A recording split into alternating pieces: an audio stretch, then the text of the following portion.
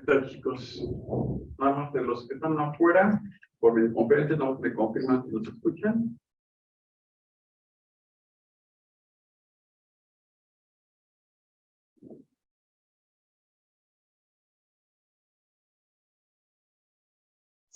Se escucha un poquito lejos, pero sí se escucha. Ok, perfecto. Muchas gracias por la confirmación. Entonces vamos a empezar con la parte de codificación segura. Pero antes de empezar a tirar código, que es uno de los problemas que a veces tenemos, somos muy dados como programadores a que nos dicen, estamos con la aplicación y estamos pensando en código, ¿no? Literalmente. Que es uno de los problemas que tenemos. Antes de empezar a tirar código, debemos empezar con la etapa de recopilar todos los requisitos, como buena parte del ciclo de vida del desarrollo de software. Puedo empezar por el levantamiento de los requerimientos como tal.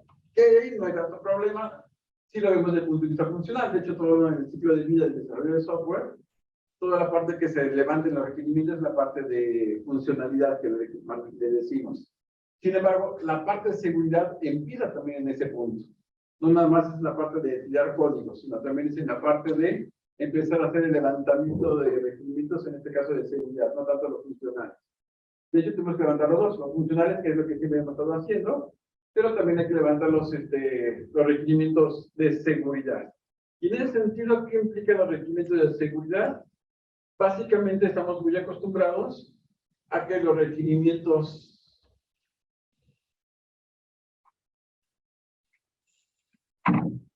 de funcionalidad, pues hablamos de qué queremos que haga la aplicación, con qué se va a conectar, qué es esta aplicación, etc. Pero nunca hablamos de los controles o de los requerimientos de seguridad. Y es ahí donde empezamos a tener los problemas de seguridad en las aplicaciones, o de inseguridad. Aquí también es importante levantar los requerimientos. Solo que los requerimientos tienen que hacer las preguntas inversas. ¿Qué es lo que no queremos que haga la aplicación? ¿Qué es lo que no deseamos que haga? ¿Cómo no queremos que funcione la aplicación? ¿A quiénes no queremos que acceda? ¿Qué tipo de información no queremos que se despliegue? Entonces, parte de los requerimientos de seguridad del software son aquellos requerimientos no funcionales, que van muy enfocado a mantener, como dice ahí, la parte de confidencialidad, la parte de integridad y la parte de disponibilidad. Yo generalmente es ver las cosas desde el punto de vista negativo. Vamos con el usuario, preguntarle la parte negativa de la aplicación, qué es lo que no quieres que haga, qué es lo que no quieres que se dé a conocer, etcétera. Incluso el levantamiento de requerimientos funcionales y levantamiento de requerimientos de seguridad deben de ser en dos momentos diferentes. No en la misma visita vamos a hablar de los requerimientos de seguridad y los de funcionalidad. Primero sí que vamos con los de funcionalidad y al día siguiente o 2 días después vamos otra vez con las mismas personas para hacer este levantamiento de lo que no se desea de la aplicación. Con la idea de reducir la parte vulnerable. Porque generalmente el usuario está muy acostumbrado a qué es lo que quiero, que ya funcione, ¿no? Pero nunca se pone a pensar qué es lo que no quiero, ¿no? Ah, es que sí, cierto, estoy dando a conocer todo el número de la tarjeta de crédito, a lo mejor no se debe, ¿no? O a lo mejor, sí, yo quiero que haga todos los queries que necesito, ¿no? Así, pero por ejemplo también pueden consultar los pagos de los usuarios de la aplicación, ¿no? Y pues, como que esa parte no nos cae el 20 hasta que uno nos llega y nos pregunta. Por eso le digo que deben enumerar toda la parte de funcionalidad y toda la parte de seguridad por separado.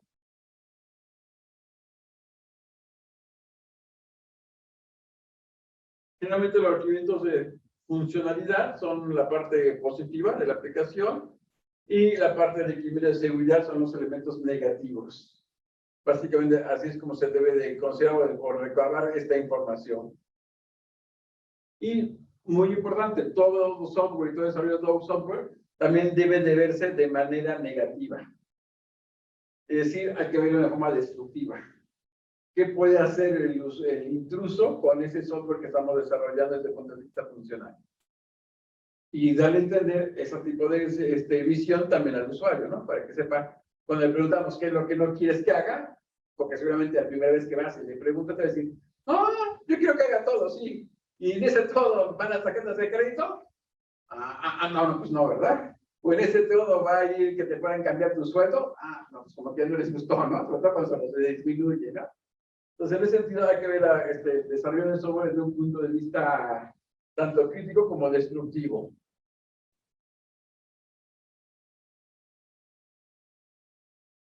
Y bueno, algunos elementos importantes que muchas veces, y bueno, lo hemos visto en las noticias que aparecen de que ya le robaron la aplicación, que ya los craquearon, que ya se robaron la información, caso Uber en días pasados, y bueno, y otros más por ahí, pues el reparar el software o parchar el software a estas alturas del partido sale extremadamente caro.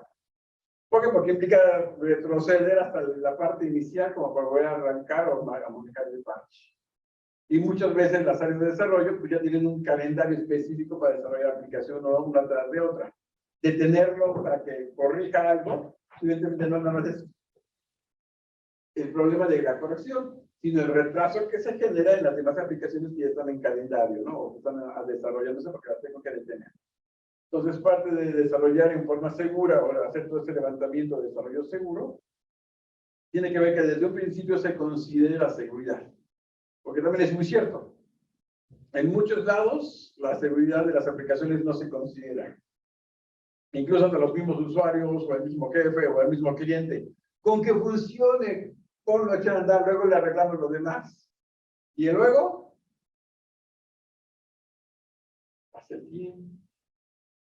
Se cambia de equipo y nunca se arregla, ¿no? Entonces, es otro de los problemas. Es evitar eso desde un principio, que desde el momento que estamos haciendo el desarrollo del software, se considere toda la parte de las actividades de seguridad que tenemos que contemplar.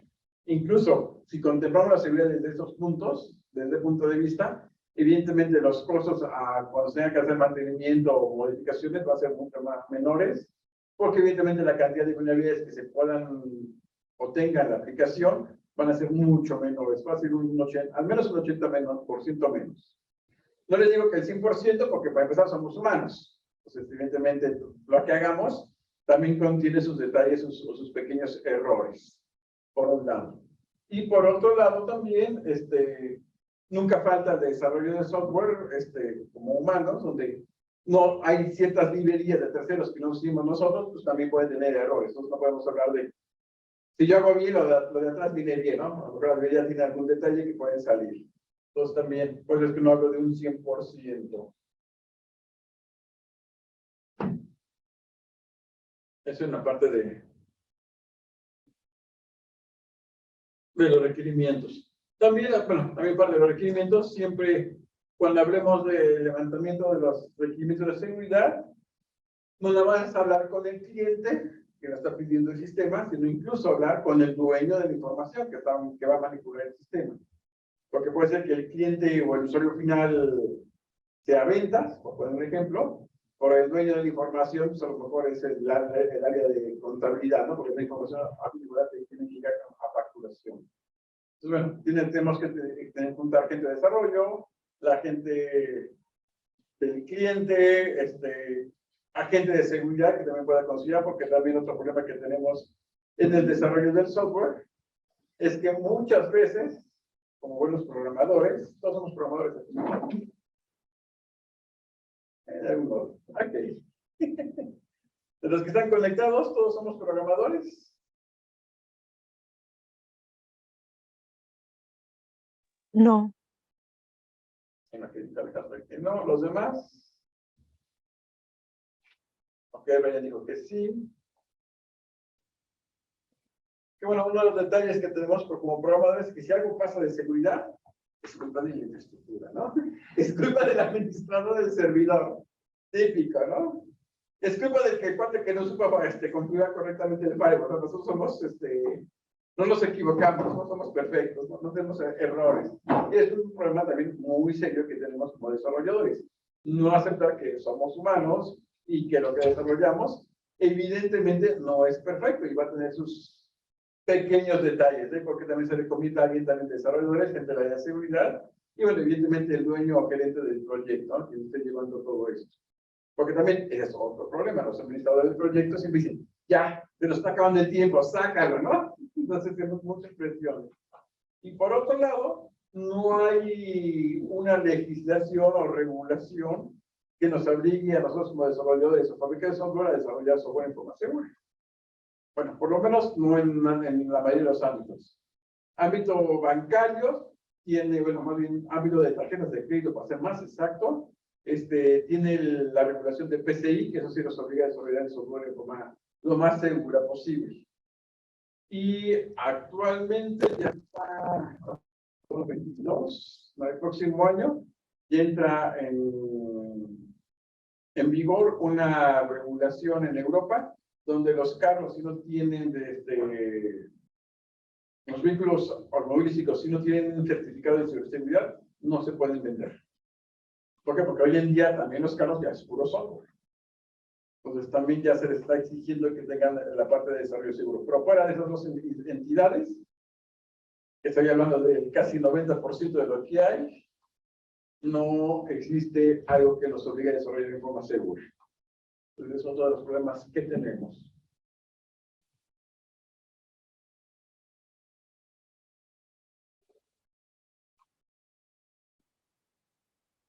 Y bueno, como todo desarrollo, también en la parte de seguridad, se tiene que conseguir ciertos o cumplir con ciertos requisitos, como que las cosas deben ser muy específicas, no debemos tener muchas ambigüedades o cosas que se queden en el aire, todo debe estar bien especificado, todo debe ser medible y comprobable, debe ser alcanzable, realista, evidentemente, y debe de ocupar o realizarse en un tiempo determinado, ¿no? Como cualquier otro proyecto, si no se vuelve un proyecto eterno y nunca se termina. Esos son los cuatro, las cinco características que también deben cumplir en la parte de seguridad, porque también a los de seguridad nos ven como los malos de la película, ¿no? Los que van a detener todo el proceso, los que van a poner las pistas en el camino, si ya somos los malos.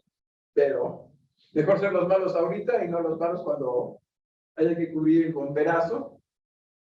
Que no pregúntenle a Uber, a Banorte, al Liverpool, por mencionar algunos de los que han hackeado, ¿no? Pues esa parte sí hay que tener bastante cuidado. Y bueno, desde el punto de vista de los requerimientos de seguridad, podemos definir como requerimientos de seguridad funcional, como aquellos que van enfocados a proteger el core del negocio o la información que viene siendo la parte del core del negocio. Llámese validaciones, llámese contraseñas seguras, llámese esquemas de autenticación, etc. Y también los requerimientos de control de seguridad, como los que mencionaba hace rato, en el caso del sector bancario, principalmente a tarjetas de crédito, pues lo que sería cumplir con regulaciones como PCI, ¿no? En el sector salud, por ejemplo, en Estados Unidos, está la ley HIPAA que los obliga a proteger todo lo que viene siendo expedientes médicos. En teoría, aquí en México, la Ley Federal de Protección de Datos Particulares, de protección, no, datos personales en protección de particulares, debe cumplirse en ese tipo de ambientes. De hecho, esa ley aplicaría para todos. Entonces, sería una de las regulaciones en el caso de México, control de seguridad, que debemos estar cumpliendo. Si adicionalmente manejamos tarjetas de crédito, somos la pasarela de tarjetas de crédito, además de eso tenemos que cumplir PCI. Y si además somos una empresa que quiere cotizar en la bolsa de Nueva York, tenemos que cumplir también con la parte de ley SOX.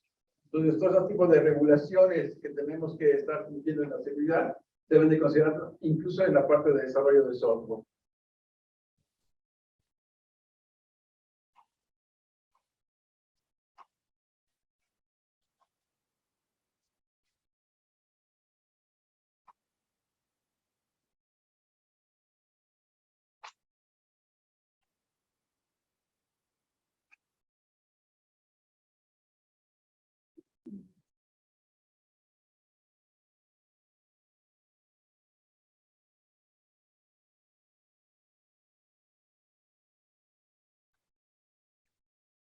Entonces, por ejemplo, también, bueno, no, por ejemplo, también todas que debemos de considerar es que toda la parte de seguridad, como mencioné desde un inicio, se debe de contemplar en todo el ciclo de vida, desde los requerimientos hasta que entregamos y entra en producción el desarrollo. Incluso, yo agregaría un elemento antes de la parte de requerimientos que tiene que ver con la parte de capacitación, la parte de entrenamiento.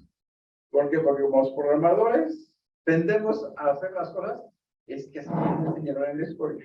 O es que así me lo enseñaron en el curso de certificación que tomé ahora, como un ejemplo, ¿no?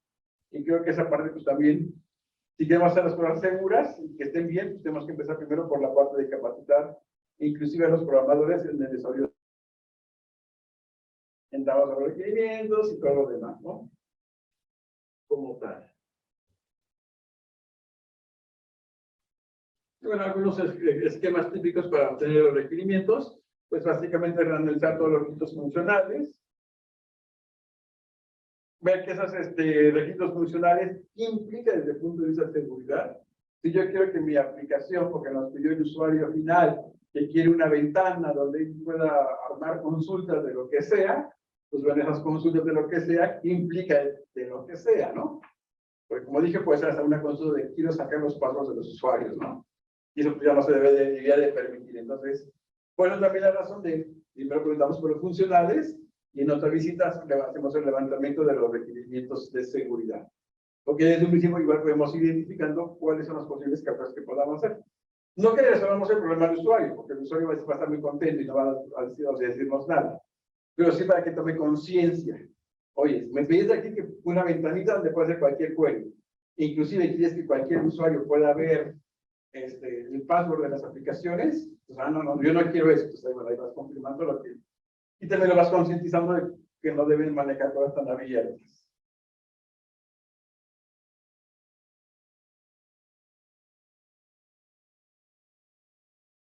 También cuestiones de ambigüedades o conflictos de ambigüedades, porque el dueño de la información no quiere que se vea todo, pero el usuario que va a estar manipulando procesando la información, si lo requiere. Entonces, ese tipo de conflictos hay que ver cómo los arreglamos, porque ya nos va a tocar la bolita de una u otra manera. Entonces, más vale que en el levantamiento de requerimientos se defina bien toda esa parte de integridad, toda la parte de confidencialidad, toda la parte de privacidad, inclusive hasta de no repudio, porque si es un problema del usuario, y eso, bueno, como decir al usuario que no debe hacer cosas, o como evitar más bien que diga el usuario que yo no hice nada, ¿no?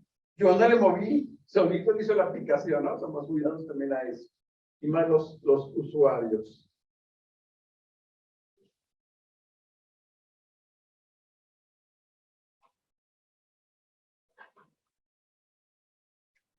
Algo también muy importante, sobre todo para aquellos que desarrollan o siguen desarrollos con metodologías ágiles, se tiene la mala costumbre de pensar que una metodología ágil es desarrollo y no te dediques a la documentación, ¿no?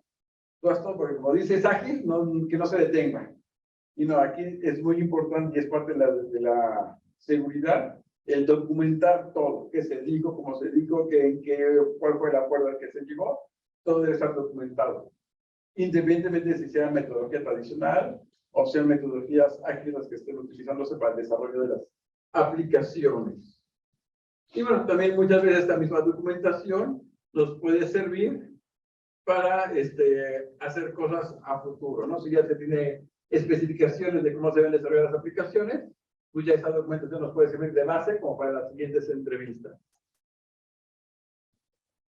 Errores comunes, que desde el punto de vista de seguridad, el asumir, el suponer, el creer que dijo eso o el creer, siempre debe estar especificado. Y si hay dudas, sacar la mayor cantidad de dudas, o más bien de quitar todas las dudas, o resolver todas las dudas en ese momento.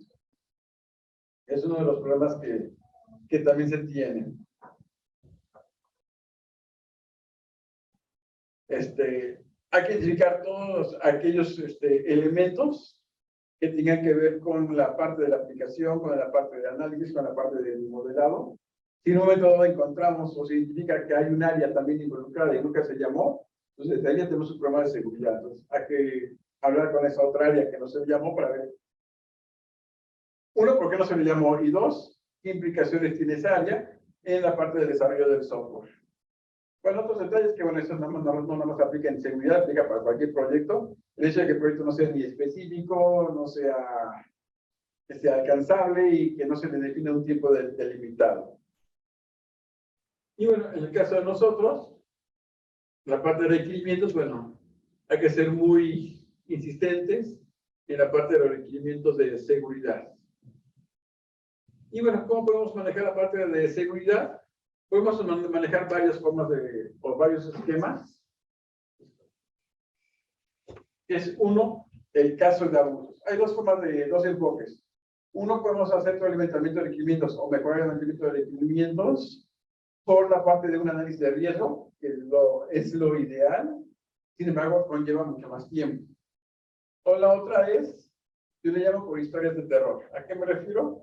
¿Qué es lo que más les ha pasado en las aplicaciones actuales en la organización? Pues hemos sufrido de abusos, de repente el usuario que tiene acceso se aprovecha de su acceso y saca más información de la debida, etc. Entonces, esas historias o casos de abuso nos pueden ayudar a empezar a considerar aquellos elementos o esquemas de seguridad necesarios para evitar que se haga un abuso de la aplicación, ¿no? Que nada más, si el usuario tiene permiso, nada más pueda consultar a lo que tiene permiso, no tenga forma de brincarse hacia otras laderas.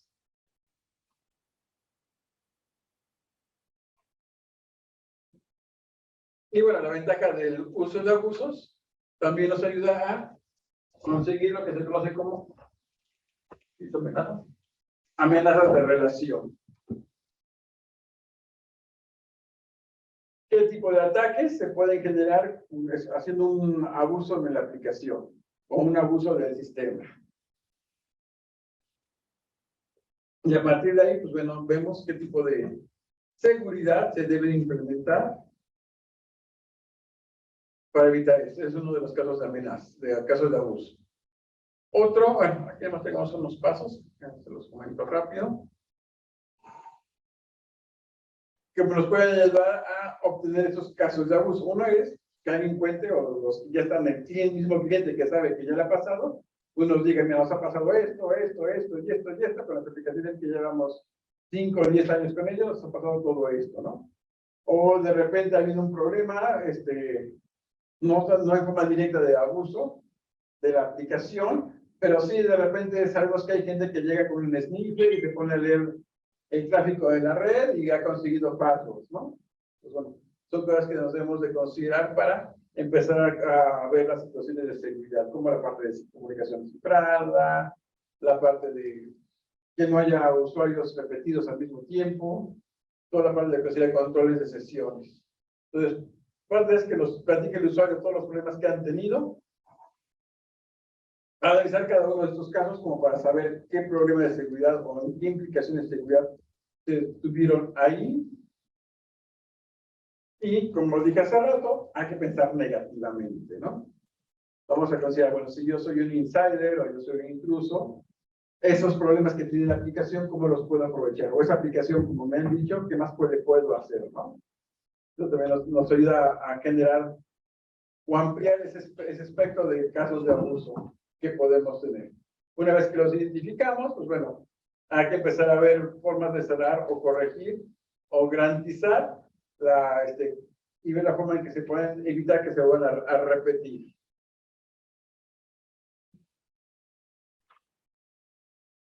Y bueno, ventajas de esos esquemas de hablar de casos de abuso. Son fáciles de que la gente lo entienda, inclusive son fáciles para que la gente tome conciencia de la parte de seguridad que tienen los propios usuarios cuando hagamos el levantamiento.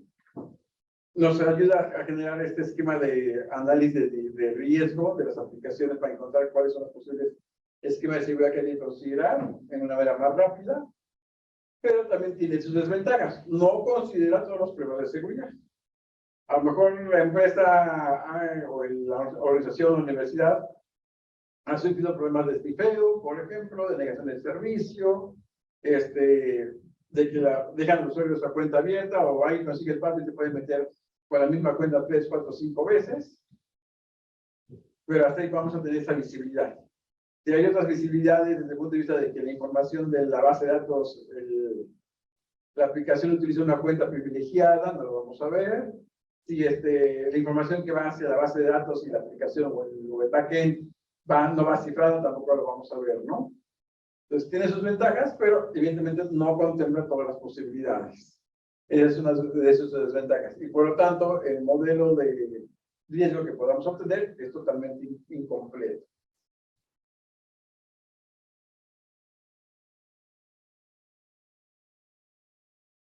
Otro que tenemos son los casos de seguridad.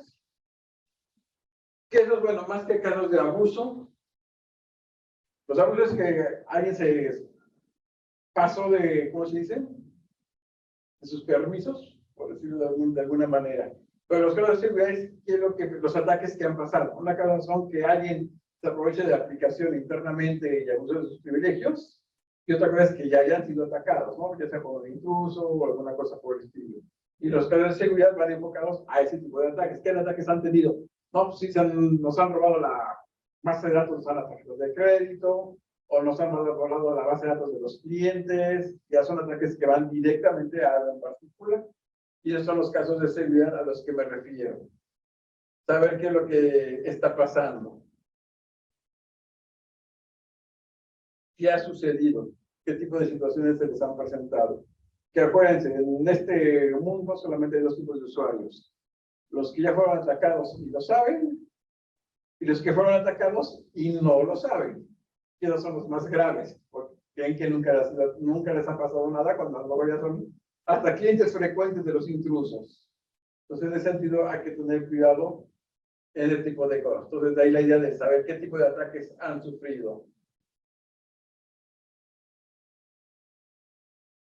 Y complementarlos, ese tipo de casos, tanto de abuso como casos de seguridad, como para saber un caso de abuso hasta dónde tiene su alcance, un caso de seguridad hasta dónde tiene su alcance, y que ambos sean complementados para generar esos esquemas de seguridad que se requieren en el desarrollo de la especificación de seguridad. Igual, ventajas de seguridad. Igual sabemos de lo que más ataques sufren, que es la parte más fuerte que debemos de considerar. Sufre más de security injection, pues ya sabemos que por ahí debemos de proteger la aplicación. Que sufre más del robo de información porque a lo mejor permiten navegación por el disco duro, ¿no? Entonces ya sabemos por dónde empezar a cubrir los huecos de seguridad en el desarrollo de las aplicaciones. Pero también la desventaja es, no quiere decir que abarque todos los ataques que se puedan presentar. Ahora, como dice por ahí, es que nunca nos han hecho negación de servicio, sí, porque nunca te lo hayan hecho, no explica, nadie no te lo haga. Pero bueno, el detalle de hacer un análisis más completo requiere más tiempo. Entonces, una forma de hacerlo un poco más rápido es con estos casos de abuso y casos de seguridad. Y también, por ejemplo, esos casos son cuando son buenos, cuando las aplicaciones son pequeñas. Pero cuando las aplicaciones son muy grandes, por ejemplo, el control escolar, que es porque si son más datos grandes y por sistemas grandes, pues evidentemente esos esquemas de seguridad de casos de abuso o casos de seguridad pues no aplican, ¿no? Porque no tienen una visión completa o no alcanzan a ver todo.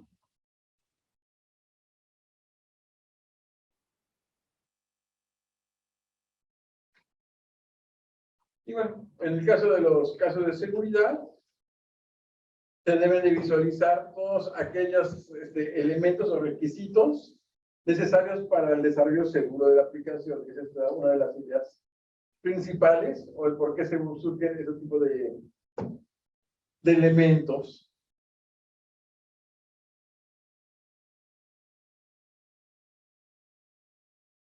Otro detalle que también podemos tener es que muchas veces por un lado se complementan, como ya dije, los casos, pero también puede haber casos que se contrapunten entre el abuso y la parte de seguridad. ¿En qué sentido? A lo mejor si desde el punto de vista de seguridad ya sabemos que puede pasar, pero no falta el usuario o el dueño del sistema. No, es que yo quiero permitir que la aplicación pueda tener, el usuario se pueda conectar de 2 o 3 máquinas a la vez. ¿Por qué? Porque tenemos un mismo usuario para todos los que están en ventas, por ejemplo, ¿no? O todos están en así, usan un usuario para no crear un usuario por cada persona, ¿no? Entonces, ahí sí es donde se contrapuntea la parte de seguridad y la parte de abuso, ¿no? Entonces, bueno, ahí son otras cuestiones que también hay que considerar en la parte de los usuarios, ¿no? Déjame por favor. Ahí se va a hacer un poco. En pocas palabras, cuando tenemos, por ejemplo, si estuviéramos desarrollando una aplicación de un cajero automático, podemos tener, por un lado, el caso de uso normal, para que use un cajero, para consultar mi saldo, para hacer transferencias, para sacar dinero en efectivo, por mencionar alguna de las cosas, ¿no? ¿Cuál sería un caso de abuso? Por ejemplo, que alguien se pueda pasar por mí, me robe mi NIP, por ejemplo, me clone mi tarjeta y puede entrar con una tarjeta clonada y sacar dinero, ¿no? Ese sería un caso de abuso. O bien, otro caso de abuso podría ser el robarme información sensible, ¿no? Por ejemplo. Y el caso de seguridad es qué voy a hacer para evitar, bueno, en este caso, ataques de clonación de tarjetas, cómo voy a evitar la parte de fraudes, cómo voy a mantener la integridad de la información, ¿no? Serían, por mencionar algunos ejemplos de casos de seguridad. Y cuando tengo esos tres elementos, ya sé qué tipo de nivel de seguridad tengo que meterle a la aplicación desde el punto de vista de desarrollo, incluso desde el punto de vista de la arquitectura, que también es otro detalle. Muchas veces la seguridad no tiene que ver nada más con la parte de promoción, tiene que ver también con la arquitectura que tengamos de nuestra aplicación. Que de entrada debemos tener una arquitectura de varios niveles, al menos 3 niveles.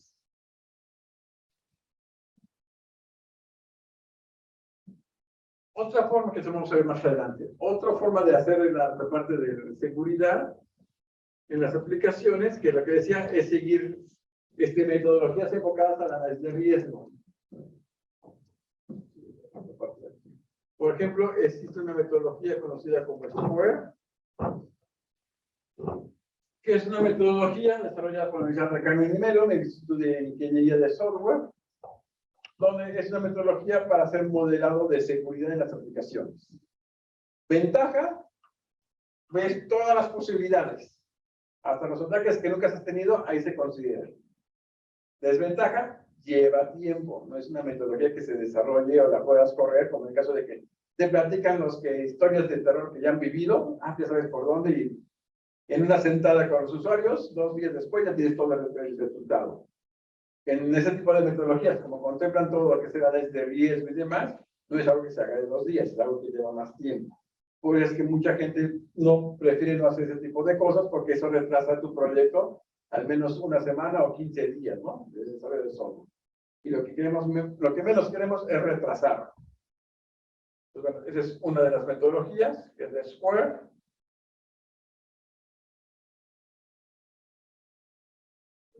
Que técnicamente hablando, ese es el proceso. Donde, bueno, sacamos información de los requerimientos, identificamos los activos, los objetivos de seguridad, realizamos la evaluación del riesgo, vemos elementos o respaldos que se deben de considerar para la parte de análisis de riesgo, qué tipo de técnicas se van a manejar, si se van a hacer sesiones de trabajo, si se van a hacer métodos de evaluación cualitativos o cuantitativos, cosas que de alguna manera pues, llevan más tiempo. Bueno, al final tenemos un resultado donde nos dicen los niveles de ego que se pueden tener, ¿no? Si no te he platicado rápidamente, suena muy fácil, pero ya podemos sentarnos y es algo que lleva tiempo. Incluso ahí tenemos otros elementos que se consideran, como los requisitos de seguridad, la selección de las técnicas de evaluación, las prioridades de los requerimientos, que en ese sentido el usuario, para todos los usuarios, es prioridad todo, ¿no? Yo quiero todo, que funcione, ¿no? Lo demás no me interesa, y eso son verdades que este tipo de metodologías como SQUARE tienen sus pequeños bemoles porque pues, hace que el proceso sea lento. Además, muchas de esas metodologías, bueno, la SQUARE es fácil de entender y comprender y no cuesta mucho en cuanto a su punto de vista de economía. Lo malo de la de SQUARE es que es una metodología enfocada para proyectos grandes. Entonces, si queremos algo proyecto chico, evidentemente SQUARE les va a alentar mucho el proceso de desarrollo.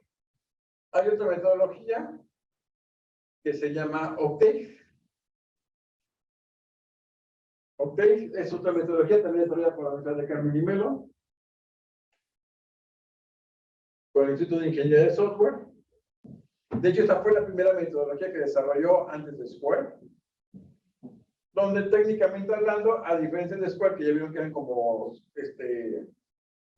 12 pasos, esas solamente son 3 pasos. La parte de identificación, la parte de evaluación y tu redacción de estrategias de cómo atacar esos riesgos. Es mucho más simple de implementar, mucho más rápido, entre comillas. El único detalle que tiene Square es que no es tan didáctica de manejar.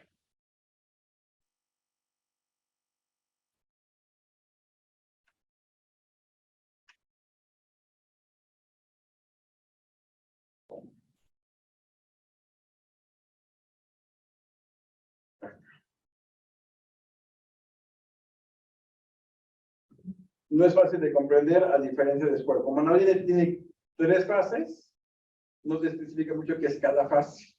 Entonces hay muchas cosas de la fase 1 que en el Square ya está más dosificado, ya vienen más a detalle. Update, para que quede más claro, parece como si fueran los estándares ISO. Te dice que tienes que cumplir, más no te dice cómo hacerlo. Square tiene la ventaja de que sí te dice cómo hacerlo, pero por lo mismo que viene más detalles, evidentemente considera más tiempo. Y bueno, aquí no importa el tamaño del proyecto, Octave lo podemos aplicar para pequeños proyectos y grandes proyectos. Es una ventaja que tiene Square. Digo, Octave, perdón, Octave. ¿Aquí alguna pregunta, comentario, inquietud de los que están conectados y los que están aquí? ¿No? A ver, ahorita callen para siempre.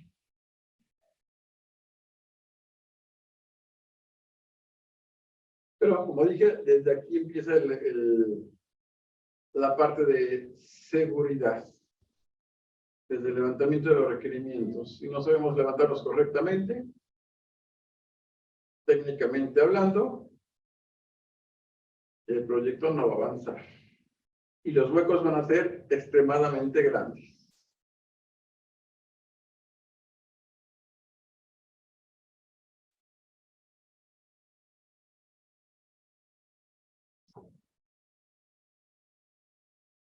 Y entramos a la segunda parte. Bueno, segunda parte. Al siguiente paso, segundo paso del desarrollo de software, el ciclo de vida. Esto es la parte del diseño. Aquí es donde viene la parte de, si no tenemos un buen diseño, la aplicación no va a hacer lo que se debe de hacer. Sobre todo desde el punto de vista de seguridad. Si en el diseño no se considera la seguridad, considerarlo más adelante, independientemente del costo económico, hacer cambios al código muchas veces se vuelve pesado o se vuelve difícil. Entonces, aquí es donde entramos a definir tanto la arquitectura como el diseño de las aplicaciones.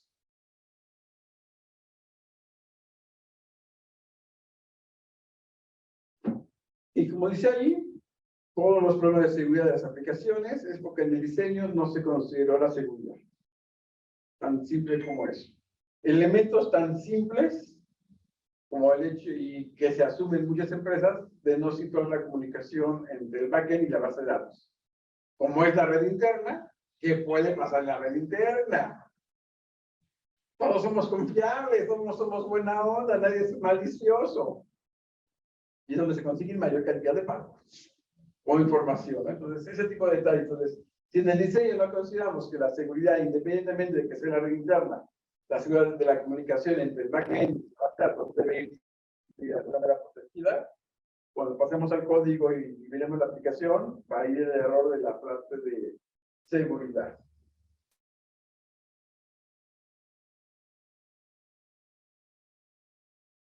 Y como todo se refiere al diseño, buenos programadores que somos, es que no me lo pasaron correctamente el diseño, ¿no? Es que a mí me dijeron que hiciera esto y es lo que estoy haciendo, ¿no? Y si ahí nos dice que hay que considerar seguridad, pues ¿para qué la considero, no? Literalmente. Somos buenísimos para echar la culpa a alguien más. Y por otro lado, bueno, ahí tenemos una gráfica rápida de lo que sería la parte de los costos de reparar algo en cada una de las etapas. Durante el diseño, entonces, el costo, no hay un costo adicional, es el mismo, porque ahí se va diseñando y se va creando el diseño, incluyendo la parte de seguridad.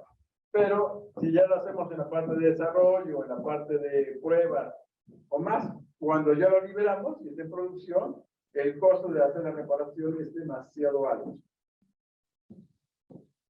Porque involucra no solamente el desarrollar el parche para aplicación, involucra muchos otros costos que a veces no consideramos. Por ejemplo, en el caso de, voy a poner el caso de Liverpool de ejemplo, cuando renovaron la base de datos, no solo es parchar la aplicación para que no se la vuelvan a llevar, implica también la parte de infraestructura. Y también implica que, por cuestiones de ley de transparencia y demás que hay aquí en México, están obligados a notificar a los clientes que le robaron la base de datos. Entonces, ¿quién se encarga de notificarlo? Pues técnicamente al call center. Y el call center está especificado o está ahí, su objetivo es vender, no notificar. Entonces, el tiempo que estén dedicados a notificar, pues es un costo, es un sueldo que le estoy pagando por no vender y hacer otra actividad. Entonces, son otros costos ocultos. Por eso es que la parte de llegar hasta el desarrollo o la implementación, perdón, y hacer correcciones ahí, sale extremadamente caro. Además de las multas, habidas por haber, de las regulaciones que nos generan, como la ley de protección de datos personales y demás. Evidentemente, para que el diseño de la aplicación se considere la parte de seguridad y esté bien, la parte de seguridad es que también tiene que venir de que los requerimientos en la etapa anterior de seguridad se hayan levantado correctamente, ¿no? Si no, tenemos un problema de cascada. Tendríamos un proceso deficiente.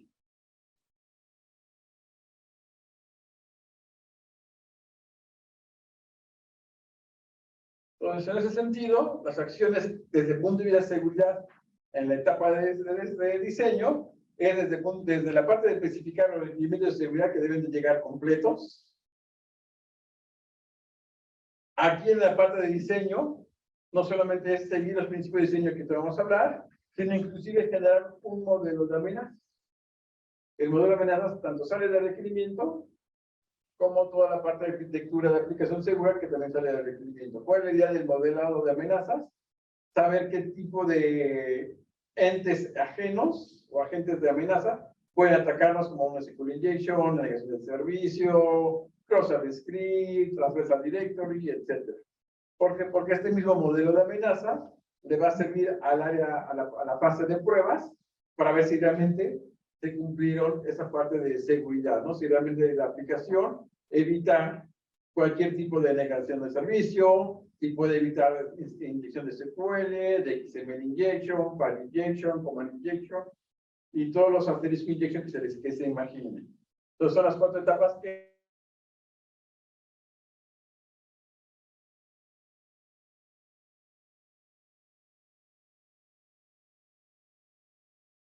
entonces seguramente regresó. Perdón, chicos, los que están a... Vale, rewind. ¿Se está grabando? Sí, ¿verdad? Ah, bueno, en la grabación lo pueden ver. Pero ah, buen punto, sí, bueno, entonces sí, va el rewind. Va el resumen. Bueno, el resumen lo revivimos y vuelvo a hacer la pregunta otra vez. Comentábamos que cuál es un password robusto, comentaban que pues usa mayúsculas, minúsculas, caracteres especiales, dígitos. Por ahí comentaron que un mínimo o al menos 8 posiciones o más. Que no sea nada de datos personales, nada que ver con uno en cuanto a gustos, etc. Pero aquí la parte importante que nos vamos comentando es que el hecho de indicar que se utilice caracteres especiales no es una recomendación realmente de seguridad, es una recomendación de inseguridad. ¿Por qué? Porque al fin de cuentas terminamos anotándolo en un post-it, pegándolo junto al monitor, o como dicen algunos, yo lo pongo debajo del teclado, ¿no? Que para acá es lo mismo. Entonces, realmente la seguridad de un password o la robustez de un password no está basado en la cantidad de caracteres que utilicemos, sino en la longitud o posiciones que tenga ese password. Generalmente, un password arriba de los 16 caracteres es lo más recomendable, si es arriba de 24, mejor todavía. De hecho, en muchos lugares ya de bancarios, incluso lo tienen hasta por rangos.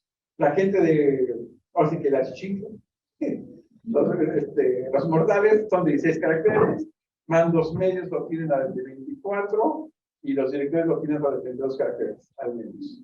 Entonces, para no andar contando cuántos caracteres, mejor utilizamos una frase.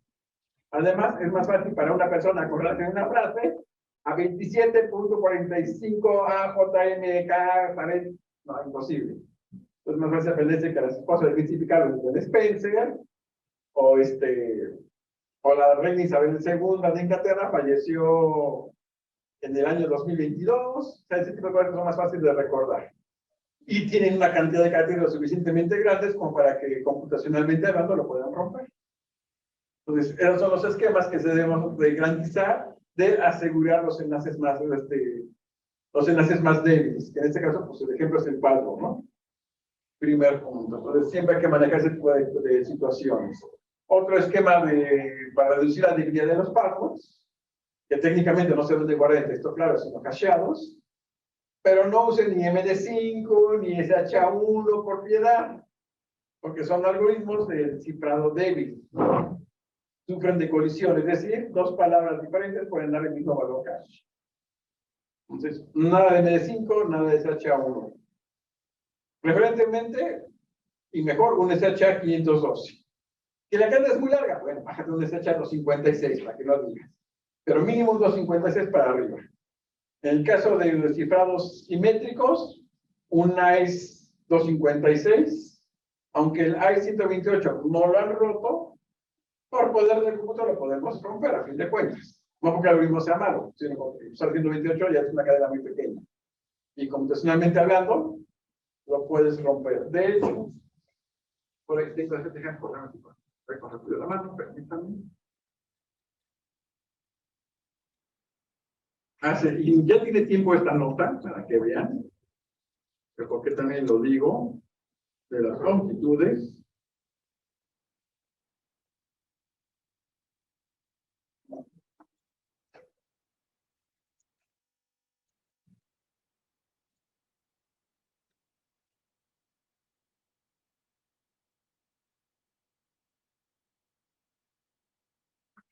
Hace 11 años, estoy como que muy lejos, ¿verdad? No, hace 11 años, exactamente.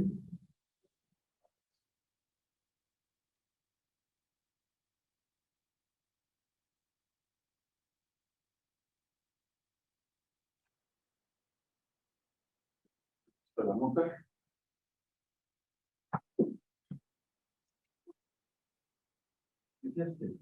Cuando utilizaron la nube de Amazon para romper por ahí 14 passwords en menos de una hora, 49 minutos, usando SHA-1. Hace 11 años que con poder de cómputo no era lo que es el día de hoy, empezando por ahí, ¿no? Y sobre todo en aquella época la nube de Amazon ni siquiera aparecía en el top 500 de las computadoras más poderosas del mundo. La nube de Amazon apareció en el top 500 de las máquinas más poderosas del mundo en la lista del 2016 o 17. Entonces, si no estaba en la lista, ya hacía eso, imagínense en 2017 que ya apareció en la lista. Entonces, siempre hay forma de romper algo. Y el poder de cómputo está avanzando a pasos agigantados. Entonces, recomendación, utilizan algoritmos cifrados fuertes. De ahí porque digo que el AES 128, pues no lo utilicen. Por puro poder de cómputo lo puede romper. Como dice el dicho, no seremos machos. No seremos machos, pero somos muchos. Al menos, no seremos machos, somos muchos.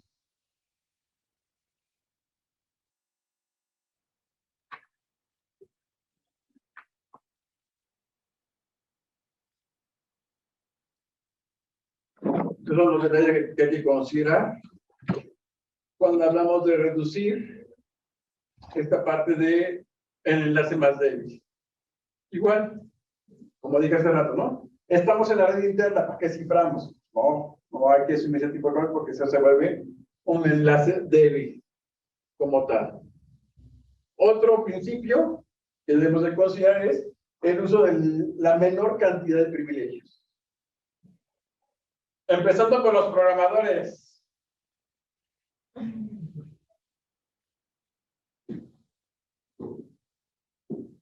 ¿Cuántos? ¿Quién había dicho? Era programador. Por ejemplo, Robin, Agustín, que está por allá conectándote.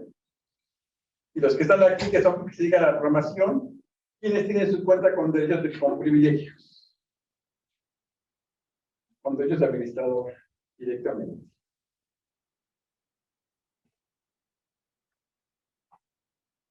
No falta el área de desarrollo, que los programadores usan cuentas privilegiadas.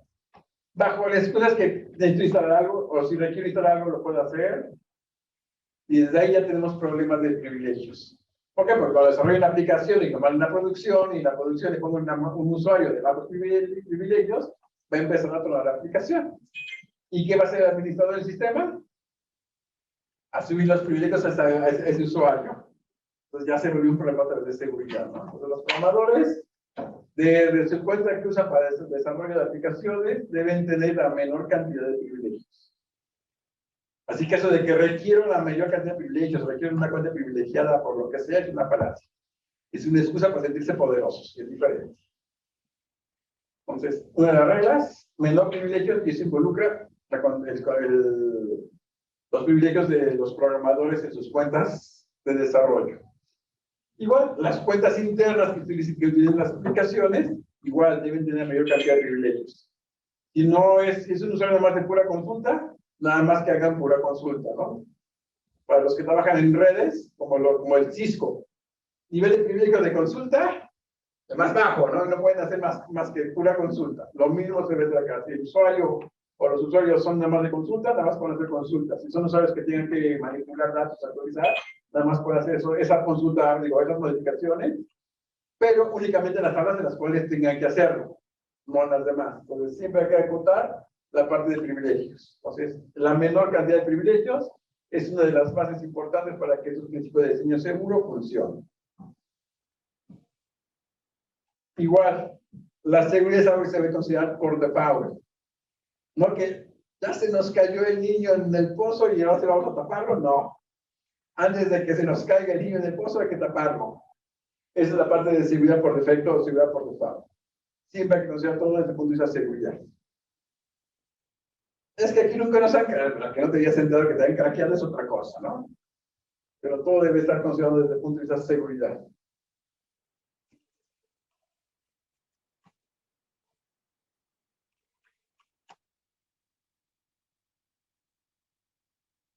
También las aplicaciones deben de fallar en forma segura. Suena como que contradictorio, ¿no? Deben fallar y además en forma segura.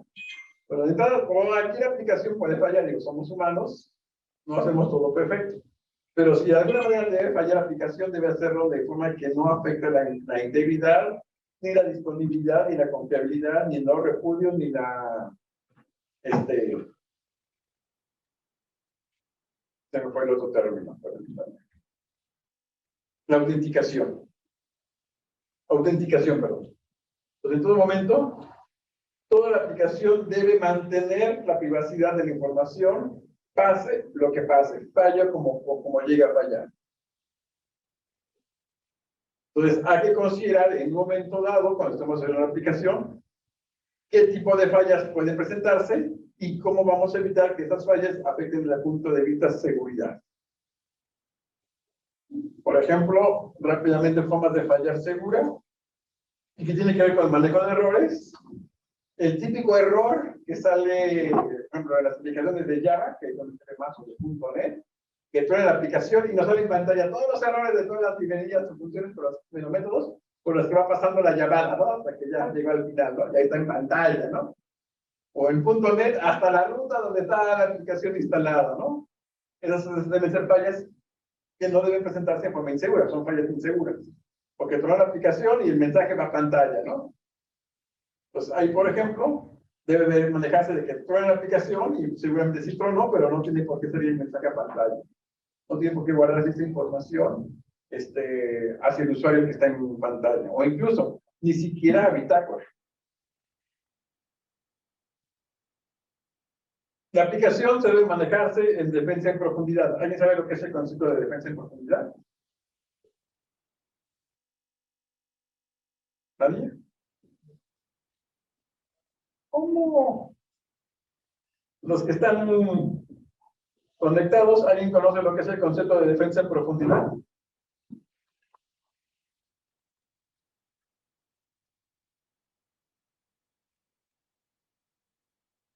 La defensa en profundidad es ver la seguridad por capas.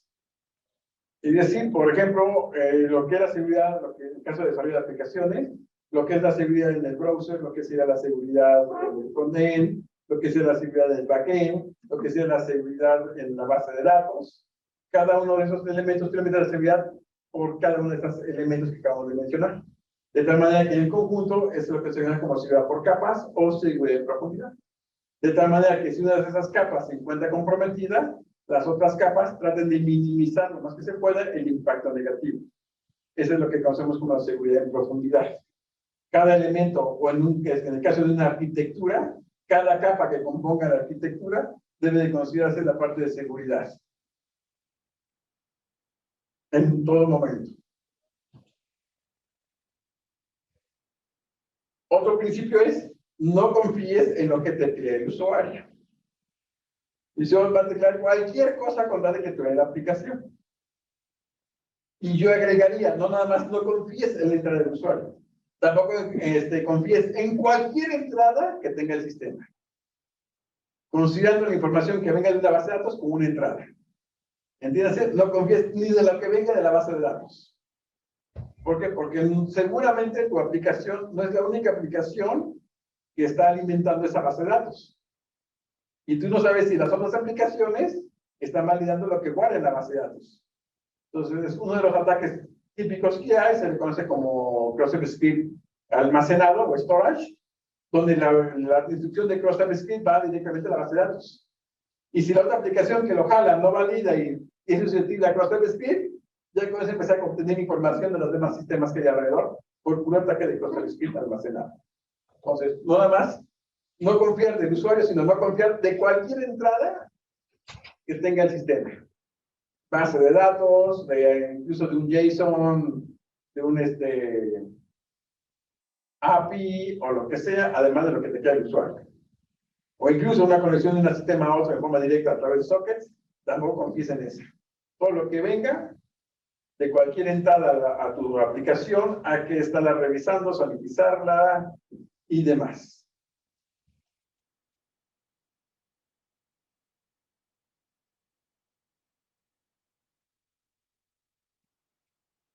Hay que reducir lo que comúnmente se conoce como la superficie de ataque. Es decir, hay que quitar cualquier función, tanto de menú, opciones, definiciones internas, que no tenga que ver con la función o con la parte que pueda, la actividad que pueda hacer el usuario, por ejemplo, ¿no? O con la actividad que puede hacer el proceso. De ahí un poco la idea de la programación modular. ¿Para qué cargas o para qué le metes librerías o funciones que no son necesarias? Por ejemplo, ¿no? Y bueno, esa parte de reducir la superficie también tiene que ver un poco, aunque algunos van a brincar, tampoco trates de considerar la compatibilidad hacia atrás. La famosa compatibilidad hacia atrás genera muchos huecos de seguridad, si no pregúntenle a Microsoft con su Windows. Muchos de los problemas son por ese detalle. Entonces, evitemos reduzcamos la superficie de ataque. Entre ellas, evitemos lo que sea la compatibilidad hacia atrás, evitemos cargar cosas que no son necesarias en el código y demás, ¿no? De ahí porque también se maneja mucho la parte de código modular. Si no requieres el módulo, no lo cargas. Si lo requieres, ya lo cargas, básicamente. Si tu aplicación no requiere que suban archivos XML, entonces no pongas una función que cheque archivos XML dentro del mismo código, básicamente. La otra es, hay que habilitar los logs. Toda la parte de auditoría y bitácoras, aquí tiene que estar habilitado. Hace rato hablábamos de fallos en forma segura y les ponía el ejemplo de los mensajes a pantalla, pues bueno, esos errores que generaron deben ser bitácora. No la pantalla. Una pantalla, a bitácora. Y nota, a bitácora, aquello que se pueda mandar a bitácora. Porque no hay que mandar a bitácora la información sensible. Es que tronó cuando estaban accediendo a los números de cuenta, ¿no? Nada más la bitácora va, falla al accesar cuenta, pero no debería el número de cuenta, porque es también un dato ya sensible. O el número de tarjeta. Exactamente. Entonces, si hay que evitar la bitácora, si hay que registrar todo debe ir a bitácora. Incluso yo aquí aparte les diría que esas bitácoras que generen, si donde están trabajando tienen un correlacionador de eventos, o un servidor centralizado de bitácoras, manden esa información de bitácoras al servidor centralizado de bitácoras. Porque hay una entidad llamada SOC, que es la que se encarga de correlacionar todos los eventos de todas las bitácoras, y entre más información tenga, puedes saber más a detalle qué es lo que está pasando. Si evitamos que las aplicaciones, que es parte de la infraestructura que se tiene en una empresa, no incluimos la bitácora de las aplicaciones, pues evidentemente no tenemos una visión completa de la parte del SOC. Entonces, también todas las aplicaciones que den bitácora, la pueden guardar en forma local, sí, pero además mándenlo al servidor centralizado o al sistema de correlacionador de eventos. Es muy importante. Y, como dije, ejecutar, eso es parte de lo que hace el SOC, de ahí porque la parte de la auditoría, que se están revisando esas bitácoras. Por ejemplo, el estándar PCI, porque también pasa un detalle por ahí el estándar PCI. Sí las manda bitácoras, sí, de hecho se le manda al programador principal o al proyecto vía correo las partes críticas de la bitácora para que le dé seguimiento. Sí, le mandan por correo, pero la pregunta es, ¿también los lee? Digo, porque el que les manda su correo no es garantía de que los lea. Y por ejemplo, PCI en su estándar de seguridad dice que al menos una vez al día se tienen que revisar las bitácoras. Ah, sí, yo sí las reviso, las mando por correo. A ver, vamos a ver tu correo y ves todos los mensajes de la bitácora. No leído de varios días, ¿no? Entonces eso ya incumple con el estándar. Pues igual, las aplicaciones que manden, hay que revisarlas. Aunque cueste el trabajo.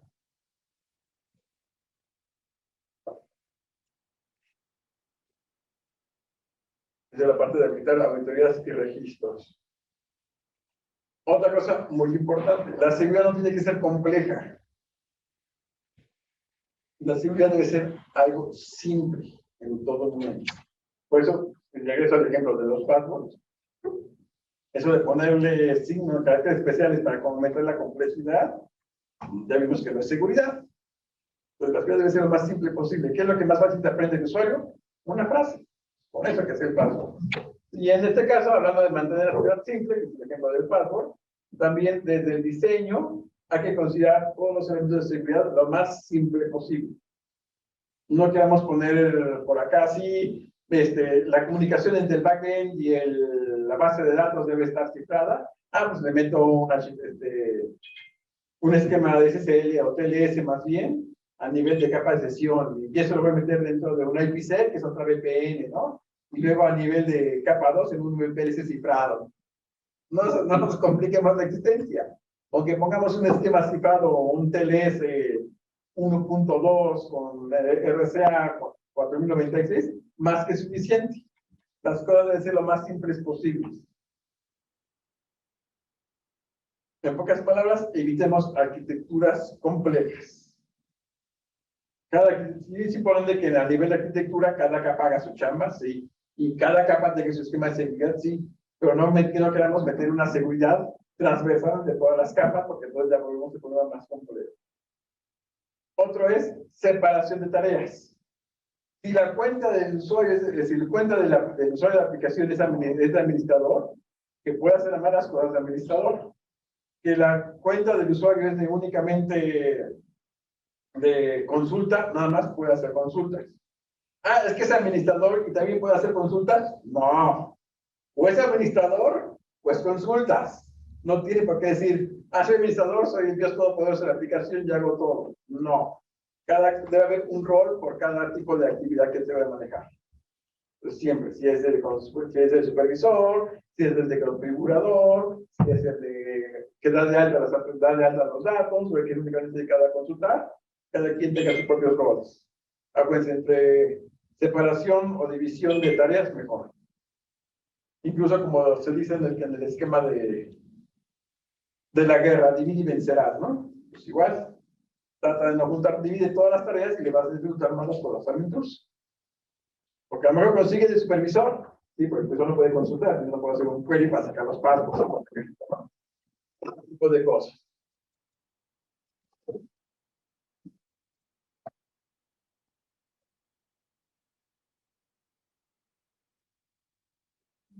Bueno, otro tema hablando de separación, y tiene que ver también con los administradores, y no solamente administradores de las aplicaciones, sino inclusive también los administradores de los servidores.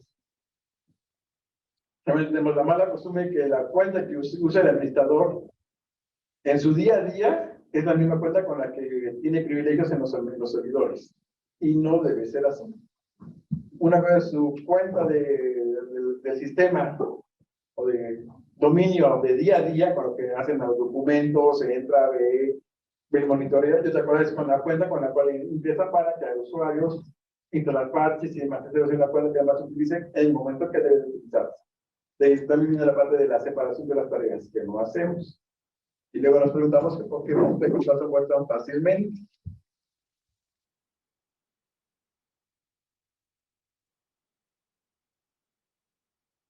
Otra idea es que hay que solucionar todos los problemas de seguridad de manera correcta.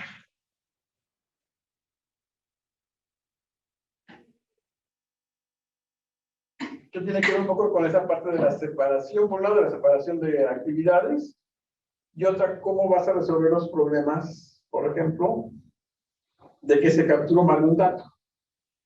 Habrá que entrar a un proceso de corrección. Y no es de que, pues sí, yo me capturé, me meto a la sección de correcciones y ahí lo corrijo. No. Todas las correcciones o cambios que se deban de tener deben seguir un procedimiento. Y hasta que no se autorice ese cambio, no se debe hacer en la base de datos. Entonces, parte de todos los problemas, igual en el desarrollo de las aplicaciones, todo lo que se haga o se tenga que corregir debe hacerse bajo un esquema adecuado. No es de que, oiga, tú tengas los proyectos, yo lo corrijo. No, porque tú estás rompiendo la integridad. Bueno, generalmente integridad lo definimos como el hecho de que la comunicación no sea alterada, por no más la comunicación, inclusive lo que está en la base de datos. Y muchas veces tendemos a que, es que es una persona autorizada porque tiene privilegios de administrador, puede modificar la base de datos, sí. Pero la parte importante de una integridad, o para mantener integridad, es que el cambio es el que está autorizado, no la persona que va a hacer el cambio. Ahí hay mucha diferencia. Ya ves, pensamos que si la persona está autorizada, puede hacer el cambio, y no. El cambio debe ser autorizado, no la persona.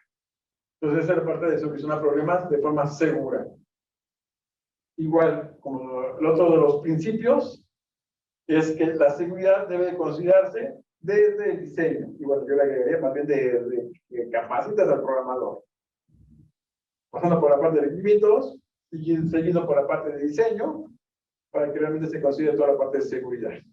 La seguridad debe estar desde el inicio de todo. No existe, no se contesta.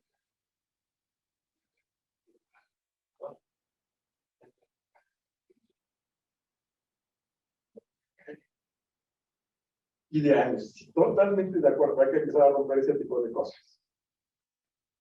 Incluso yo sería de la idea de que en el caso de las universidades, obligar a las universidades en las materias de desarrollo a enseñarles a empezar a programar en forma segura. Porque como dije desde un principio, es que así me lo enseñaron y así lo aplico, ¿no? Pero no, eso tiene muchos problemas. Es que así me lo enseñó el maestro porque el maestro así también se lo sabía, ¿no? Y ahí van los vicios también incluidos. Otro de los principios, hay que proteger los datos confidenciales. Toda información confidencial, no solamente en la transmisión, sino inclusive en el almacenamiento de la base de datos y aún más en la variable que están utilizando en el método X de memoria. Desde ahí también deben estar protegiendo los datos. Todo desarrollo en .NET, Java. En algún momento. Y en algún momento. Por ejemplo, es que hay un detalle por ahí y se los comento como realidad que hay, es algo que pasa en lo cotidiano. Hay una función, bueno, un método, una clase en .NET y también existe en Java para el manejo de cadenas seguras, que se conoce como el Secure String en caso de .NET. En Java se conoce como el Word String. En una versión de .NET, esto no me acuerdo el número de la versión que es, creo que era la 3 o la 4, que es donde salió este método de Secure String, que es, bueno, según eso, la clase es para que todo lo que pongamos ahí no se guarde en texto claro en memoria, no se guarde en forma protegida. Cuando salió el .NET 6, salió otro documento también de Microsoft hablando de Secure String, dice que es una clase que no sirve. Así lo puso, ¿no? Entonces, el mismo Microsoft tiene un documento con una noticia que es el que usar y recomendable, y es donde no sirve de nada. Y te lo digo, bueno, ya en el mundo real, porque ya pasé por esa parte con una discusión con unos desarrolladores, que le decía, bueno, usen el Secure String. Ah, no, es que encontramos el documento de Microsoft donde Microsoft dice que no utilizarla, entonces no la vamos a utilizar. Así, bueno, ok. Independientemente de que el documento diga que no lo utilice porque no sirve de nada, tú como programador tienes la obligación de proteger esa información que está en memoria RAM. Tan simple como eso. O sea, tenemos una obligación y todos somos copartícipes de la seguridad. Entonces, esa parte de proteger los datos en forma confidencialidad aplica. No importa qué librería estés usando o tengas que crear tu propio desarrollo. Siempre hay que proteger toda la información sensible, aunque esté en memoria RAM. Independientemente que en este caso Microsoft se contradiga. Como les dije a estos desarrolladores, y se lo dije al cliente porque era un outsourcing que estaba desarrollando.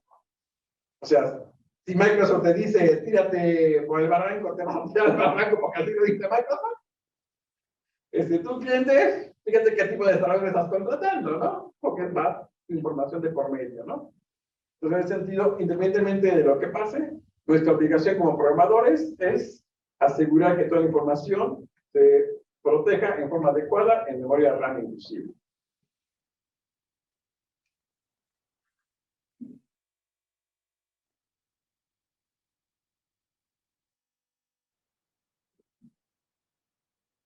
Otro punto importante es el manejo de excepciones. Todo debe manejarse en términos de excepción. Por ejemplo, en .NET Java tenemos el famoso try and catch. Y el catch exactamente nos sirve exactamente para el manejo de excepción. Nota, un catch, aunque pongamos el catch, pongamos la excepción, pero no ponemos código, eso también es vulnerable. Tiene que haber un manejo de la excepción. Lo que ponemos después del catch es ese manejo, si no es ese manejo es vulnerable. Entonces siempre debe haber un manejo de excepciones. Y en ese manejo de excepciones hay una regla. Siempre hay que ir de lo particular a lo general. No se vale manejar una excepción general. Y exception, no importa lo que sea, no. Primero el not found, el find not found, no hay espacio, bla, bla, bla. Y ya al final, que ya consigues todas las particulares, ya si quieres, pon el IO exception hasta el final, ¿no? ¿Por qué? Porque nunca falta que haya algo que no consideraste, ¿no? Pero excepciones deben tener un esquema de jerarquía, empezando de lo particular a lo general. No se vale utilizar una excepción general para todo, porque también es vulnerable eso.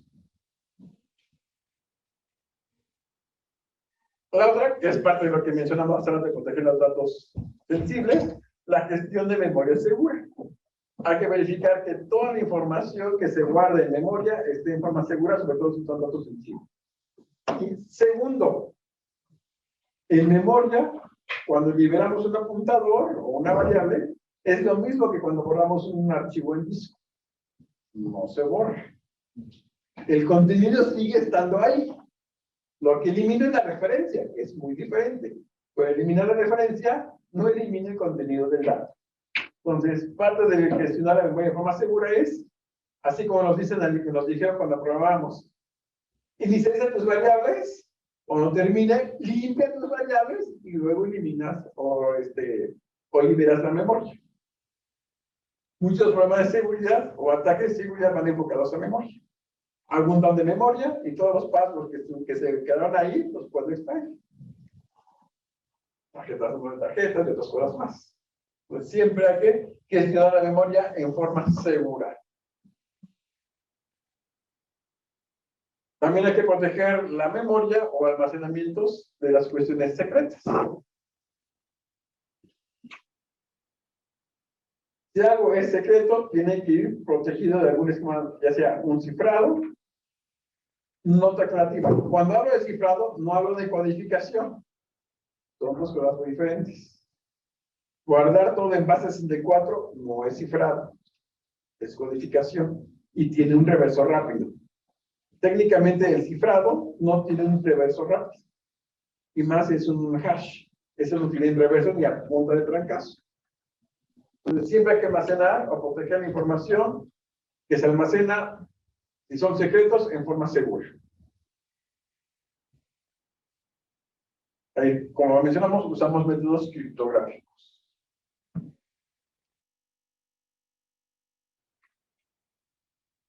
Y eso implica no utilizar cifrados que ya fueron tronados, como comenté hace rato, el MD5, el SHA-1 o el TES. Por favor, por piedad.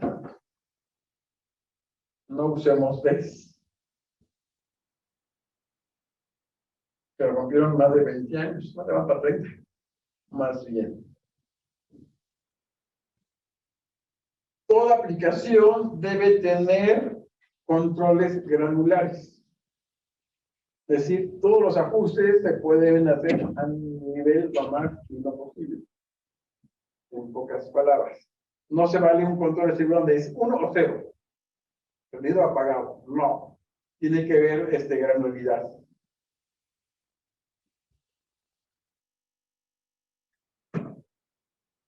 Por ejemplo, controles de acceso. Tenemos los MAC, que son mandatorios. Tenemos los discretos, que son DACs. Y tenemos los RBACs, que están enfocados a roles. Cuando hablamos de granularidad, estamos en el caso de listas de controles de acceso, nos referimos a los de los roles. ¿Por qué? Porque el MAC es mandatorio, es o está puesto o está puesto, no hay vuelta de hoja, no es granular. Y el discreto depende del usuario. Si el usuario no tiene concepto de seguridad, nos va a tumbar toda la seguridad por ese lado. Entonces tampoco se debe utilizar los discretos. Lo ideal es manejarlos bajo un esquema de roles. ¿Por qué? Porque el rol, ya sabes, es el rol que la persona que se encarga de llevar a cabo la contabilidad de una de las empresas o la contabilidad únicamente en la captura de pólizas y únicamente tenga permisos para eso. Entonces ahí tenemos mayor granularidad de saber qué permiso le damos, a qué sí puede entrar, a qué no puede entrar y demás. Pues entre más granular los controles, mejor. Otro de los principios debe ser tolerancia a fallas.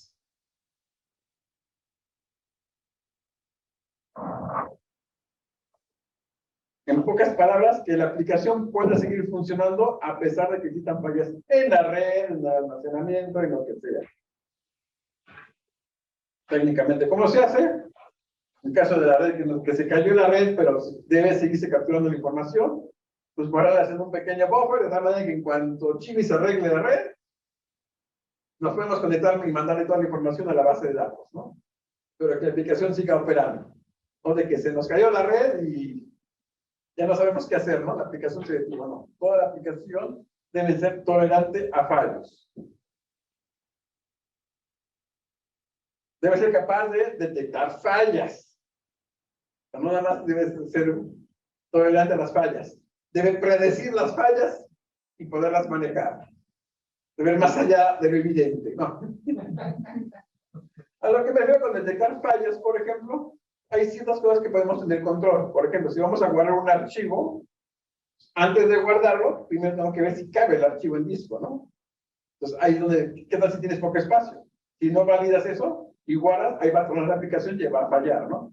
¿Cómo puedo evitar? Pues detectando, ¿cabe el archivo aquí? Sí, entonces ya lo guardo. No cabe, en vez de tronar la aplicación, ya hago algún manejo en espacial o en paqueto, o le digo al usuario, dime otra ruta donde guardarlo o en donde más. De esta manera que no vaya a tronar la aplicación. Esas son las detecciones a fallos. Digo, por mencionar uno, también debo de considerar para la parte de red, para la parte de si vas de corriente eléctrica, si se pudiera. Así se forma de manejar, pero bueno, son cosas que debemos estar manejando. Si aunque pongas cara de, no sé, si hay forma, todo es posible en este planeta. Debemos ser capaces de eliminar fallas. La aplicación debe ser capaz de eliminar fallas. Es decir, si detecta que la máquina tiene 3 discos duros y donde lo va a guardar el usuario no cabe, regresando al ejemplo anterior, pues ¿cómo elimino esa falla? Pues lo guardo en otra unidad que donde tengo permiso, ¿no? Entonces voy buscando ese tipo de cosas. Es la eliminación de fallas. Y tiene que ser capaz de evadir las fallas. De alguna manera tengo que ver la forma en que ya la detecté, ya traté de eliminarla, pero aún así no puedo, ¿cómo evado la falla para que pueda funcionar? Y el ejemplo que ponía hace rato, pues guardo toda la información en un tipo caché en memoria o alguna cosa, de tal manera que cuando haya espacio en disco duro o se le establezca la red, mando ya toda la información. Entonces es la parte de evasión de las fallas.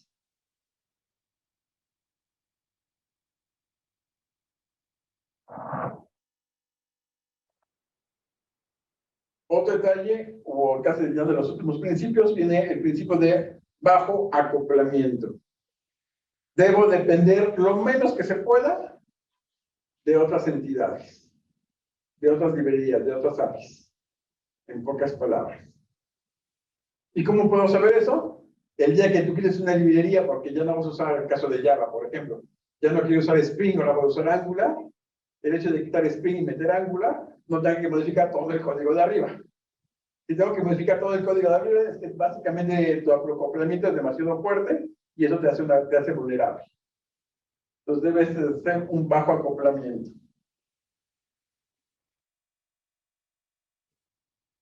Que una forma de reducir este bajo acoplamiento son con las famosas APIs. Las APIs es una forma de evitar ese alto acoplamiento.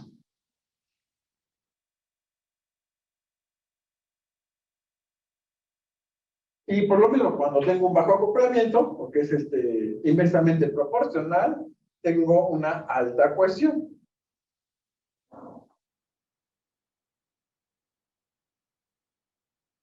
Que básicamente la que se define como la cohesión es una forma de medir qué tanto tiene una función de alcance en sus alcances. Por ejemplo, la función, ¿cómo podemos manejar? La función es para imprimir en impresora láser, como mencionar, ¿no? Un ejemplo. Si está muy identificada la función o la tarea que tiene esa función, como imprimir una láser, eso se conoce como una alta cohesión. Si yo tengo una función de imprimir, sea láser, sea impresora de matriz, inyección de tinta y demás, que si lo vemos a nivel bajo son comandos diferentes, y todo eso lo meto en una sola aplicación, entonces tengo una baja cohesión. Y eso evidentemente genera más huecos de seguridad. ¿Por qué? Porque a lo mejor la parte en la láser sí está bien hecho el código, pero a lo mejor en la parte de inyección de tinta, de dejar como que no me acordé cómo iba y dejé una variable por ahí indefinida o alguna cosa que pueda generar un hueco. Entonces, a bajar la cohesión, evidentemente aumenta esos niveles de vulnerabilidad. Entonces, la alta cohesión implica que la función tiene que ser, o el método tiene que ser funciones muy específicas, de tal manera que se pueda aprovechar algún hueco de seguridad que tuviera.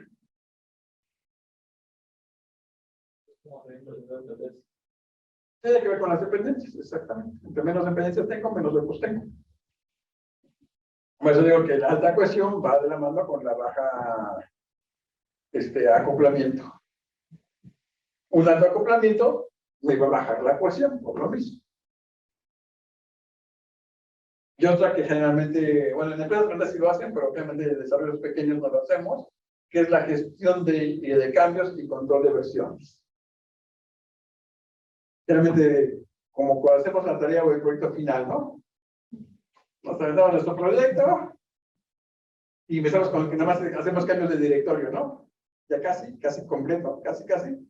Final 1, final 2, final. Pero no hay un control de versiones. ¿Cuál es cuál? No tenemos nada de eso. O control qué cambio entre uno y otro. Habrá Dios, ¿no? Este tipo de cosas se deben tener en el desarrollo de software. Pues ahí hay gestiones, ahí hay software que gestiona los cambios. Git es uno de ellos. ¿Perdón? Ese es otro. Ese es otro.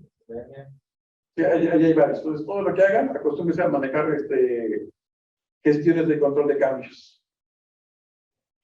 Incluso si hacen algo que ya no funcionó, ya saben a qué punto regresar y dónde está el cambio. Entonces, esa es parte de los principios de desarrollo. ¿Preguntas de algo? ¿Dudas hasta aquí? ¿Comentarios? ¿Inquietudes? Tenemos una duda por acá.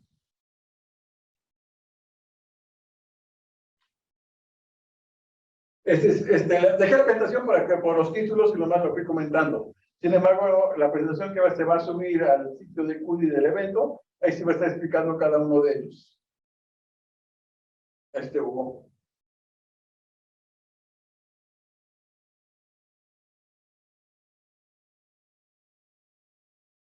¿Alguna otra pregunta, inquietud, comentario que tengamos? ¿Todo bien?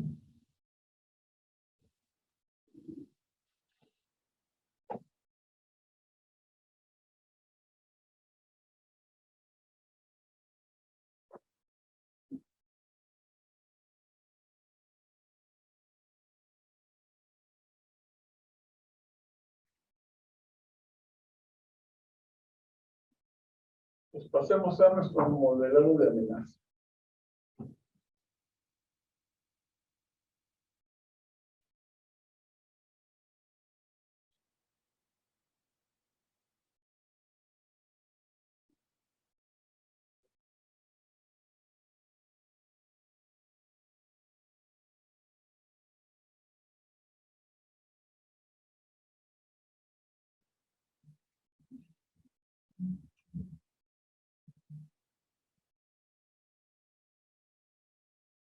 Como comenté, nuestro modelo de amenazas busca de alguna manera identificar, analizar y mitigar todas las amenazas que pueda tener una aplicación. Considerando no nada más, como mencioné hace rato, la parte de abusos o casos de inseguridad, sino también en dónde va a estar montada la aplicación. No es lo mismo una aplicación que va a estar montada dentro de la red interna a una aplicación que va a estar montada dando cara hacia el internet, ¿no? La cantidad de ataques y amenazas que pueda haber, en teoría, son mayores hacia internet que hacia la red interna. Sin embargo, de los errores que se cometen es que si está en la red interna, no le va a pasar nada. También es otra falacia.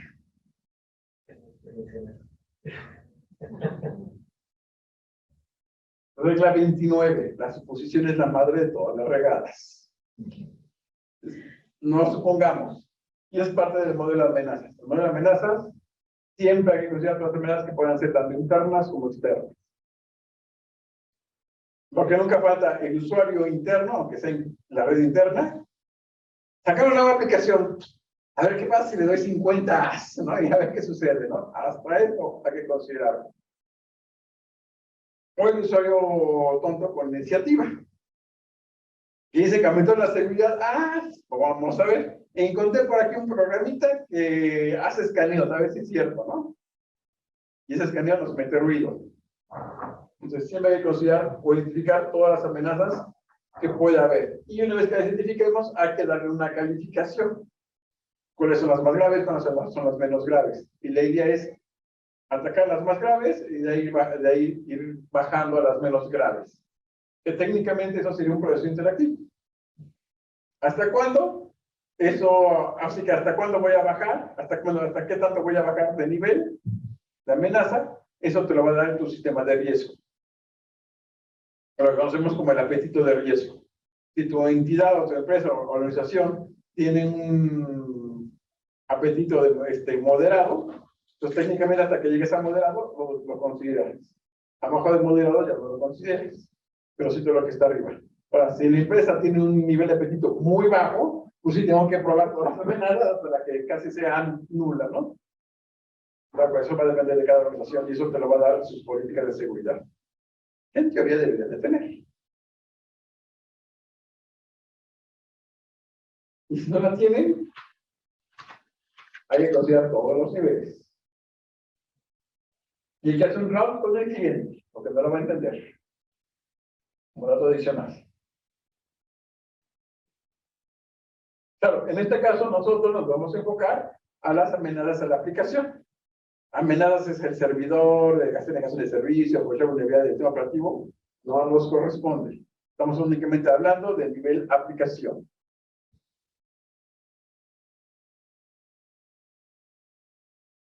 Y para llevar este modelado, primero necesitamos llevar a cabo una evaluación de la superficie de ataque. Es decir, hay que descomponer toda la aplicación hasta lo más que se pueda. Para identificar todos los puntos de entrada, todos los puntos de intercambio, comunicaciones que haya, cuando se pasa de un nivel a otro nivel dentro de la arquitectura, todo eso se tiene que estar considerando. Hasta allá tenemos que descomponer.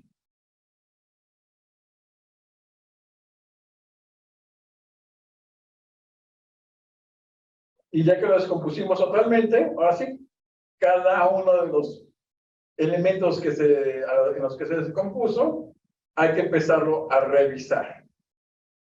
Uno por uno, entradas, conexiones, y ver qué tanto se puede hacer por ahí.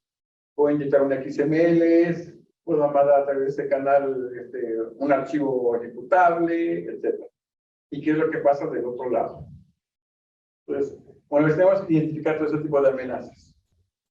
Y una vez que identifiquemos las amenazas en cada una de las entradas, hay que ver cuál es el impacto que se va a tener.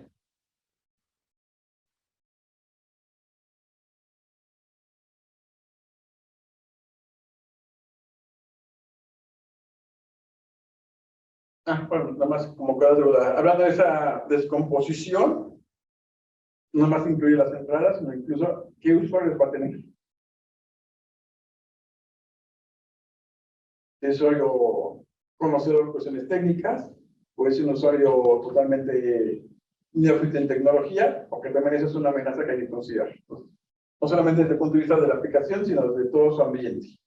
Hay que descomponerlo. Y a partir de ahí, identificarlo y, como dije hace rato, hacer un análisis de impacto. ¿Qué pasa si por ahí me llega un XML? ¿Qué pasa si por ahí me llega un ejecutable? ¿Qué pasa si ahí el usuario se le ocurre aventarse todo un poema de Amado Nervo? ¿Y qué sucede, no? Toda esa parte de análisis de impacto. Y una vez que tengamos todo eso, generar las recomendaciones de control. Que nos pueden mandar todo el poema de Amado Nervo. Bueno, podemos cortarlo. Nada más los primeros 100 caracteres de del poema de Amado Nervo vamos a aceptar y los demás los desechamos. O incluso, ¿sabes qué? No más va a haber un usuario, puede haber momentos en que va a haber 200 usuarios o 3000 usuarios. ¿Vas a estar los 3000 usuarios? ¿Vas a manejar esquemas de lista de espera? ¿O cómo vas a controlar todo eso? O el otro control, son 3000 usuarios que vas a tener en una aplicación, pues igual te conviene hacer un esquema de cluster para que haya un esquema de round robin, por ejemplo, ¿no? De balanceador. Entonces, toda esa es la parte de lo que es el modelo de amenazas. Porque este modelo de amenazas les va a servir después a la parte de pruebas para poder hacer las pruebas de seguridad en la parte de QA. Eso ya veremos un poquito más adelante.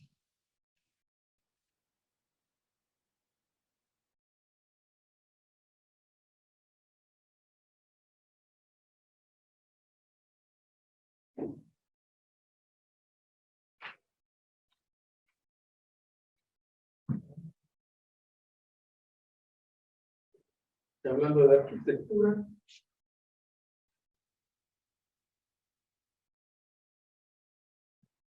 Entrando a la parte del diseño de la arquitectura, tiene que dibujar todo el flujo completo de extremo a extremo. Y por dónde va pasando. Entonces tenemos nuestra parte de entrada, que puede ser nuestro browser, que llega a la parte de la aplicación y la aplicación se conecta a la base de datos. Que sería un diagrama simple como el que tenemos en pantalla, ¿no? Pero hay que considerar toda nuestra parte de arquitectónico, desde el cliente hasta la base de datos. O usted no lo sepa, o sea, está manejando el esquema general. Luego hay que empezar a hacer separaciones que deben de manejarse. Pues de que entremos en mayor profundidad. Pero cuando manejamos este esquema, debo considerar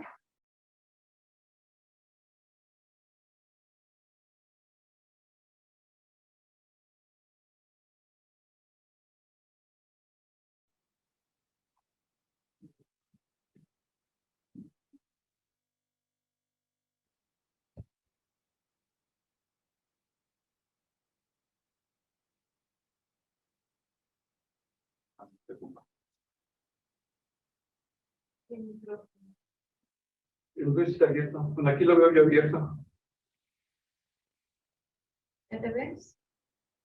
Y vamos. A ver, A ver. Video si hay.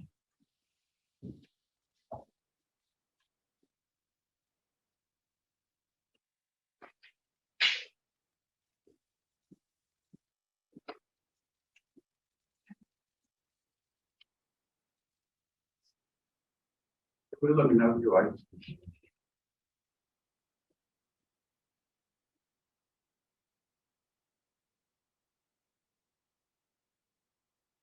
Los que están conectados me pueden confirmar que tienen audio y video. Sí, ambos. Gracias. Gracias, Alejandra. Ok, entonces estábamos comentando qué usuarios hay en la aplicación. Comentaba aquel compañero que tenemos el administrador. Es una nota conjunta que es automático, que algo que se encarga de control, una cuenta de control de acceso, Ok, o hacerlo más simple que de ok. ¿Qué otros usuarios? Vamos a empezar la pregunta. ¿Qué otros usuarios podría haber? Bueno, pues, el usuario que está, el sentido del usuario que sabe de tecnología y empieza a inmiscuirse, que fue como comprender el flujo que estamos teniendo, o sea, si no estamos hablando del rol, ahí se refiere. Tiene que ver con los roles. La pregunta.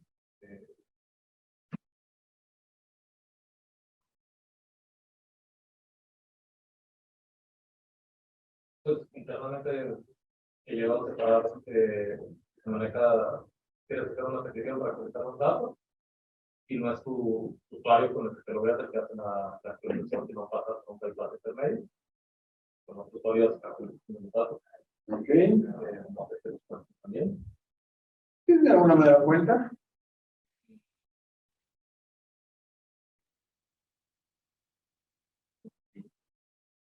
Me quedo pensando en que no era cosa específica de No, no es cosa específica. Sí es específica de la situación, pero faltan más. Que hay que considerar. Aquí muchas veces no vemos. O sea, los que dijiste son usuarios que serían el usuario válido con credenciales, donde entra el administrador, el superusuario y todos ellos. Pero debes considerar el usuario anónimo. Dije que hay una aplicación que está conectada a Internet. Entonces, no va a falta el usuario que por alguna razón, por Google, Yahoo, llegó ahí y nada más vio la página y se fue. Ese también hay que considerarlo, porque es el usuario anónimo, un usuario anónimo. También tenemos el usuario, bueno, con credenciales no válidas.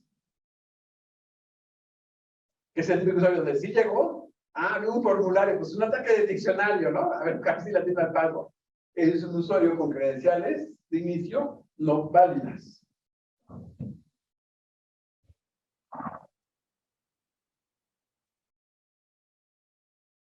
Tenemos el administrador del servidor web o de la plataforma, que es otro usuario que también llega a la aplicación. O que tiene afectaciones hacia la aplicación, más bien. Tenemos el usuario con el cual corre la aplicación internamente en la máquina. Que muchas veces es el usuario Apache o el usuario de Yes, generalmente.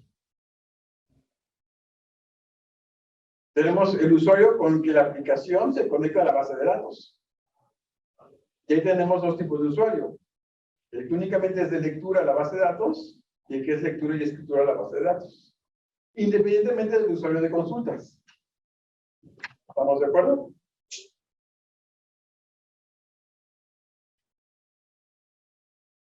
Incluso en algunos casos podemos tener el usuario que se conecta a otras bibliotecas. O el de los APIs, si lo quieres ver de esa manera. Te ponen algunos ejemplos. Pero así como vemos eso, hay que ver todos los posibles usuarios. No nada más que sean válidos para la aplicación, como mencionaste, el del administrador, el de consultas, el de escritura. El de médico, o sea, todos los demás. Entonces, ¿quiénes pueden usar la aplicación? Todos estos. Estos son algunos de los que hemos mencionado.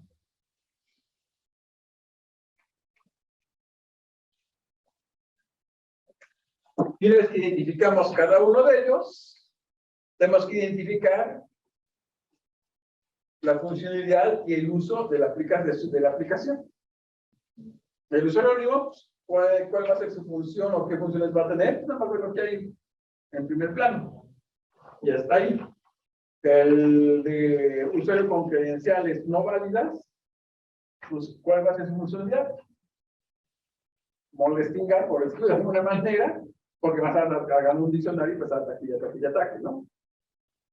Entonces, hay que identificar cada uno de esos roles, cuál va a ser la funcionalidad y qué uso le vas a dar a la aplicación.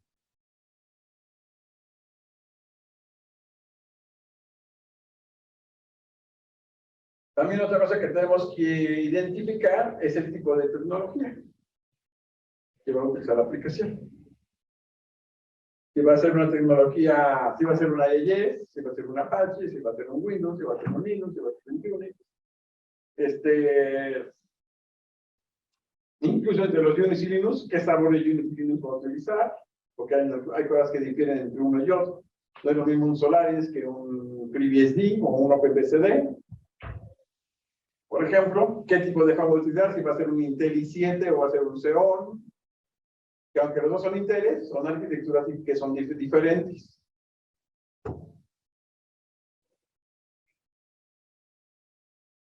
Igual si vas a usar datos que sea un Oracle, si va a ser un Postgres, si va a ser un MySQL, si va a ser usar un SQL Server, un Ingress, bla, bla, bla. También hay que considerar todo ese tipo de cosas. Inclusive, ¿qué lenguaje se va a utilizar para desarrollar la aplicación?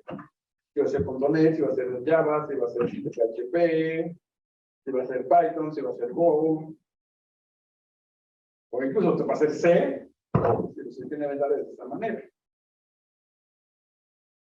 La idea de todo esto, tanto de los usuarios como de la tecnología, es identificar todas las posibles amenazas que se puedan presentar.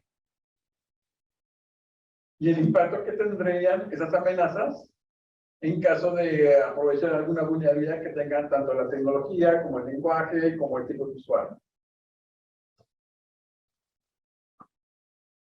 ¿Qué tipo de mecanismo de seguridad voy a manejar? También es algo que tengo que estar identificando. Voy a hacer validaciones de entrada y salidas, cómo voy a manejar la parte de autorización, cómo voy a manejar información delicada, qué tipo de esquemas criptográficos voy a estar utilizando, cómo voy a manejar las excepciones, cómo voy a manejar el esquema de autenticación, la autorización,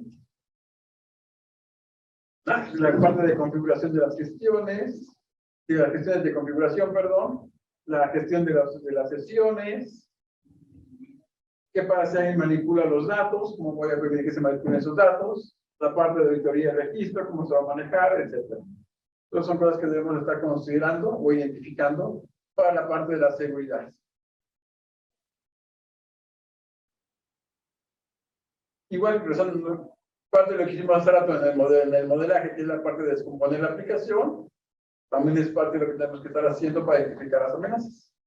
En el sentido de enumerar todas las dependencias externas que podamos tener, todas las dependencias internas que podamos tener, todos los puntos de entrada, y no nada más la parte de usuarios, sino inclusive la entrada de sockets hacia otras aplicaciones, la parte de los APIs, la parte de la base de datos, los posibles niveles de confianza que pudiera haber, porque independientemente de que el usuario sea de lectura con credenciales válidas, hay un nivel de confianza hacia el acceso a la base de datos. Hay un nivel de confianza en la parte del backend, hay un nivel de confianza en la parte del frontend, incluso hay un nivel de confianza en la parte del navegador. que es independientemente del usuario que esté conectado. Entonces también eso debemos de estarlo considerando. Y de ahí tenemos que sacar un diagrama que me indique cómo va el flujo de todo lo que está pasando. Por ejemplo, cómo es el flujo de un login para un usuario. Pues entra al navegador, el navegador se pasa al frontend, el frontend pasa a la parte del backend que consulta la base de datos en caso de que el usuario esté en una base de datos. O si los usuarios son de un LDAP, pues del frontend se va a conectarse al servidor LDAP. Todo este tipo de flujo se tiene que indicar y cómo regresa el flujo de información, la respuesta de ese flujo. Otra vez hasta el usuario inicial, eso se debe de considerar. Y entre esos puntos la idea es también sacar, y va relacionado con algo que mencionas ahorita, que son los niveles de confianza. Que es el último punto. Niveles de confianza, que hay que estar delimitando los niveles de confianza, que generalmente la misma arquitectura nos da esos niveles de confianza. Cada capa es un nivel de confianza diferente. A veces sale directo, no siempre sale directo. Y como dije hace rato, bueno, hace ratote, más bien, todo debe estar documentado. Todo se debe documentar. Y debe haber un documento maestro donde se defina el nombre de la aplicación, la versión que está trabajando de la aplicación, la descripción de la aplicación, quién es el dueño del documento, quiénes son los participantes del desarrollo, quiénes lo están revisando, etc. Toda la aplicación debe llevar ese documento inicial. Y sobre ese documento se le va agregando el modelo de amenaza, los requerimientos de los usuarios, tanto funcionales como de seguridad, toda la documentación del diseño, etc. ¿Todo esto está definido en alguna especie de ISO o algo por el estilo? O es más bien como un conjunto de buenas prácticas? No se está definido en un ISO. De hecho, toda la parte de la documentación de la aplicación es parte del SDLC, del ciclo de vida del desarrollo de software. Ahora, la parte de seguridad, y esta es uno de los 27.000, si no me falla mi memoria, creo que es el 27.015, que son tantos.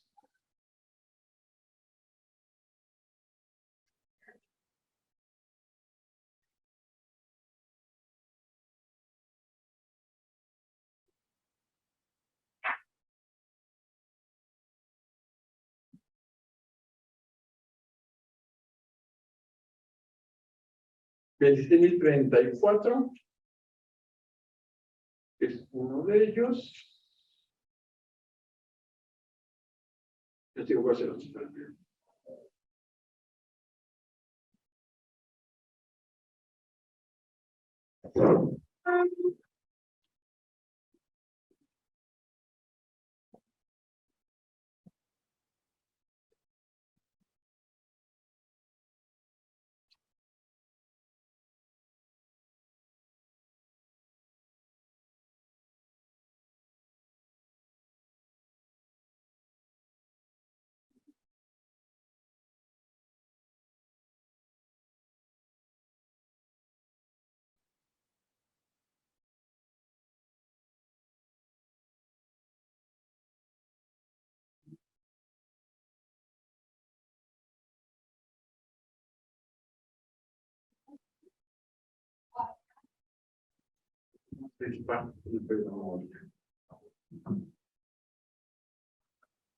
¿Cuánto había dicho que era? El 34, que consta de 7 partes. La primera parte es el overview o el resumen y conceptos. La segunda parte, que es todo el framework de normatividad que se tiene que seguir. El tercero es todos los procesos toda la gestión de procesos de seguridad en las aplicaciones. En la parte 4 tiene que haber todas las que es validaciones y verificaciones. La parte 5, que te habla de todos los protocolos de control de seguridad y estructura de datos. El 10, que es un caso de estudio. Y en la parte 7, que es el framework de aseguramiento de predecible. Ese es el 27.034. De entrada. De entrada. Sí, sí, sí. Porque si tu aplicación casualmente maneja información sensible que haga que una persona sea identificable, Entonces tienes que apegarte a otro ISO, que es el 27.018, que son el Código de Buenas Prácticas para Protección de Información de Identificación Personal, o PII, que le llaman.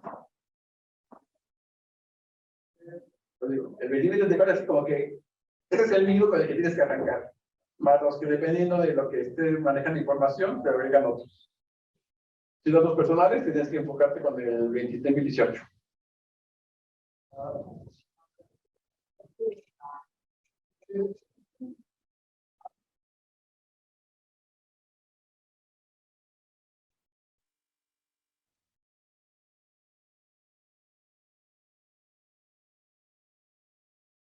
Ahora, si tu aplicación tiene que ver con relación con clientes y demás, tienes que apegarte al 27.036. Que son las técnicas de seguridad enfocadas a las cadenas de suministros, que son proveedores, básicamente. Que son 4 partes.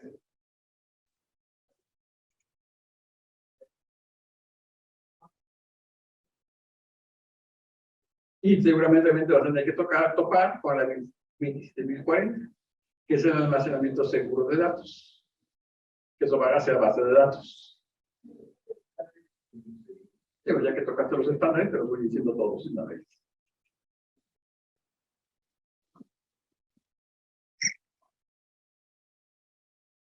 Ya estoy aburriendo la clase.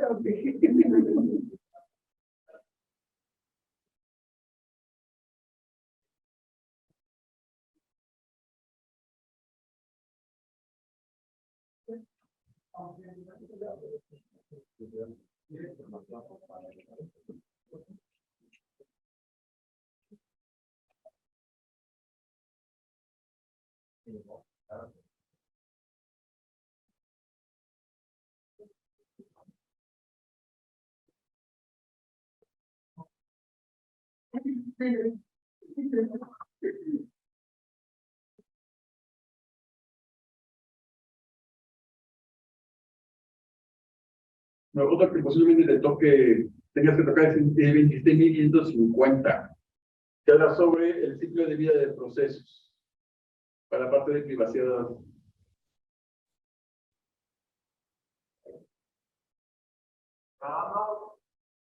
El ciclo de procesos también te va a tocar por ahí.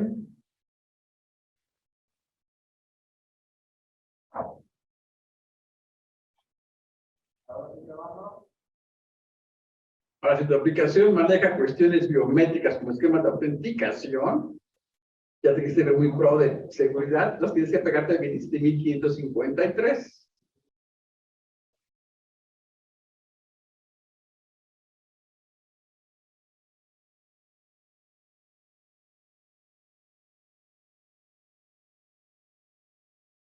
Y como hace rato te mencioné el de PII, que es el 27.018, que es lo que te mencioné, ¿no? El 27.018, datos personales, posiblemente también tendrás que pegarte al 27.555, que es la guía de cómo identificar y borrar datos de identificación personal. Y si tu aplicación además está enfocada al sector salud, tienes que pegarte al 20.556.3.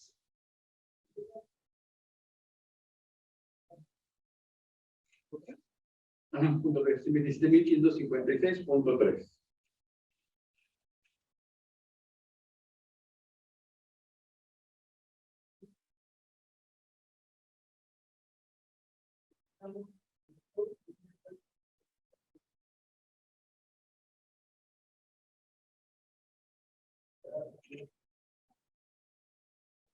Como dije también de la parte del sector salud como expedientes médicos, tienes también a pegarte al revisar el 27.799.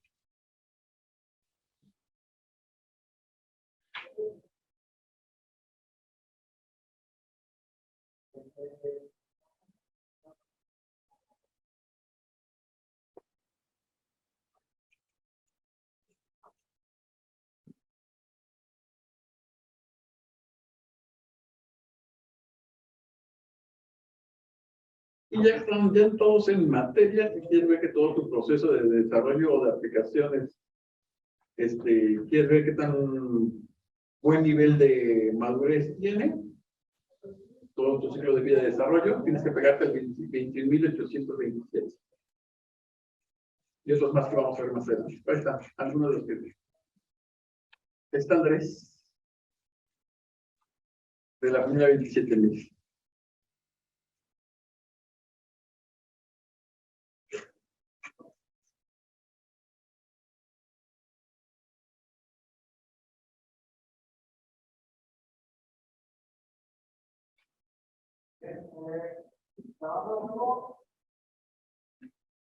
Y presentando todo el rollo variador, que voy a decir un poco, la parte teórica, así que vamos a un pequeño break.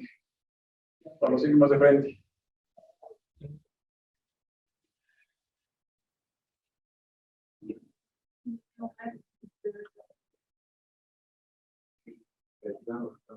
Los que quieren un pequeño break, continuamos en unos 10-15 minutos para que vayan por agua, despejen y demás.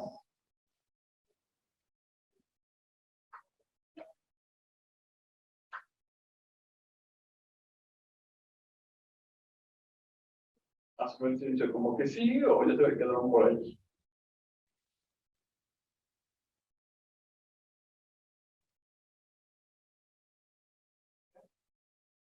Voy a hacer para el break. Sí, ya dijeron break, vámonos. Igual y sí, pues no, si están conectados, o no veo respuesta. Pues vamos a un break de unos 10 minutos, 15 minutos y revisamos.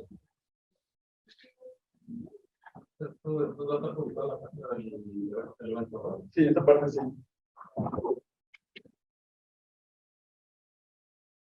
Mañana vamos a ver toda la parte de codificación en lenguaje de programación.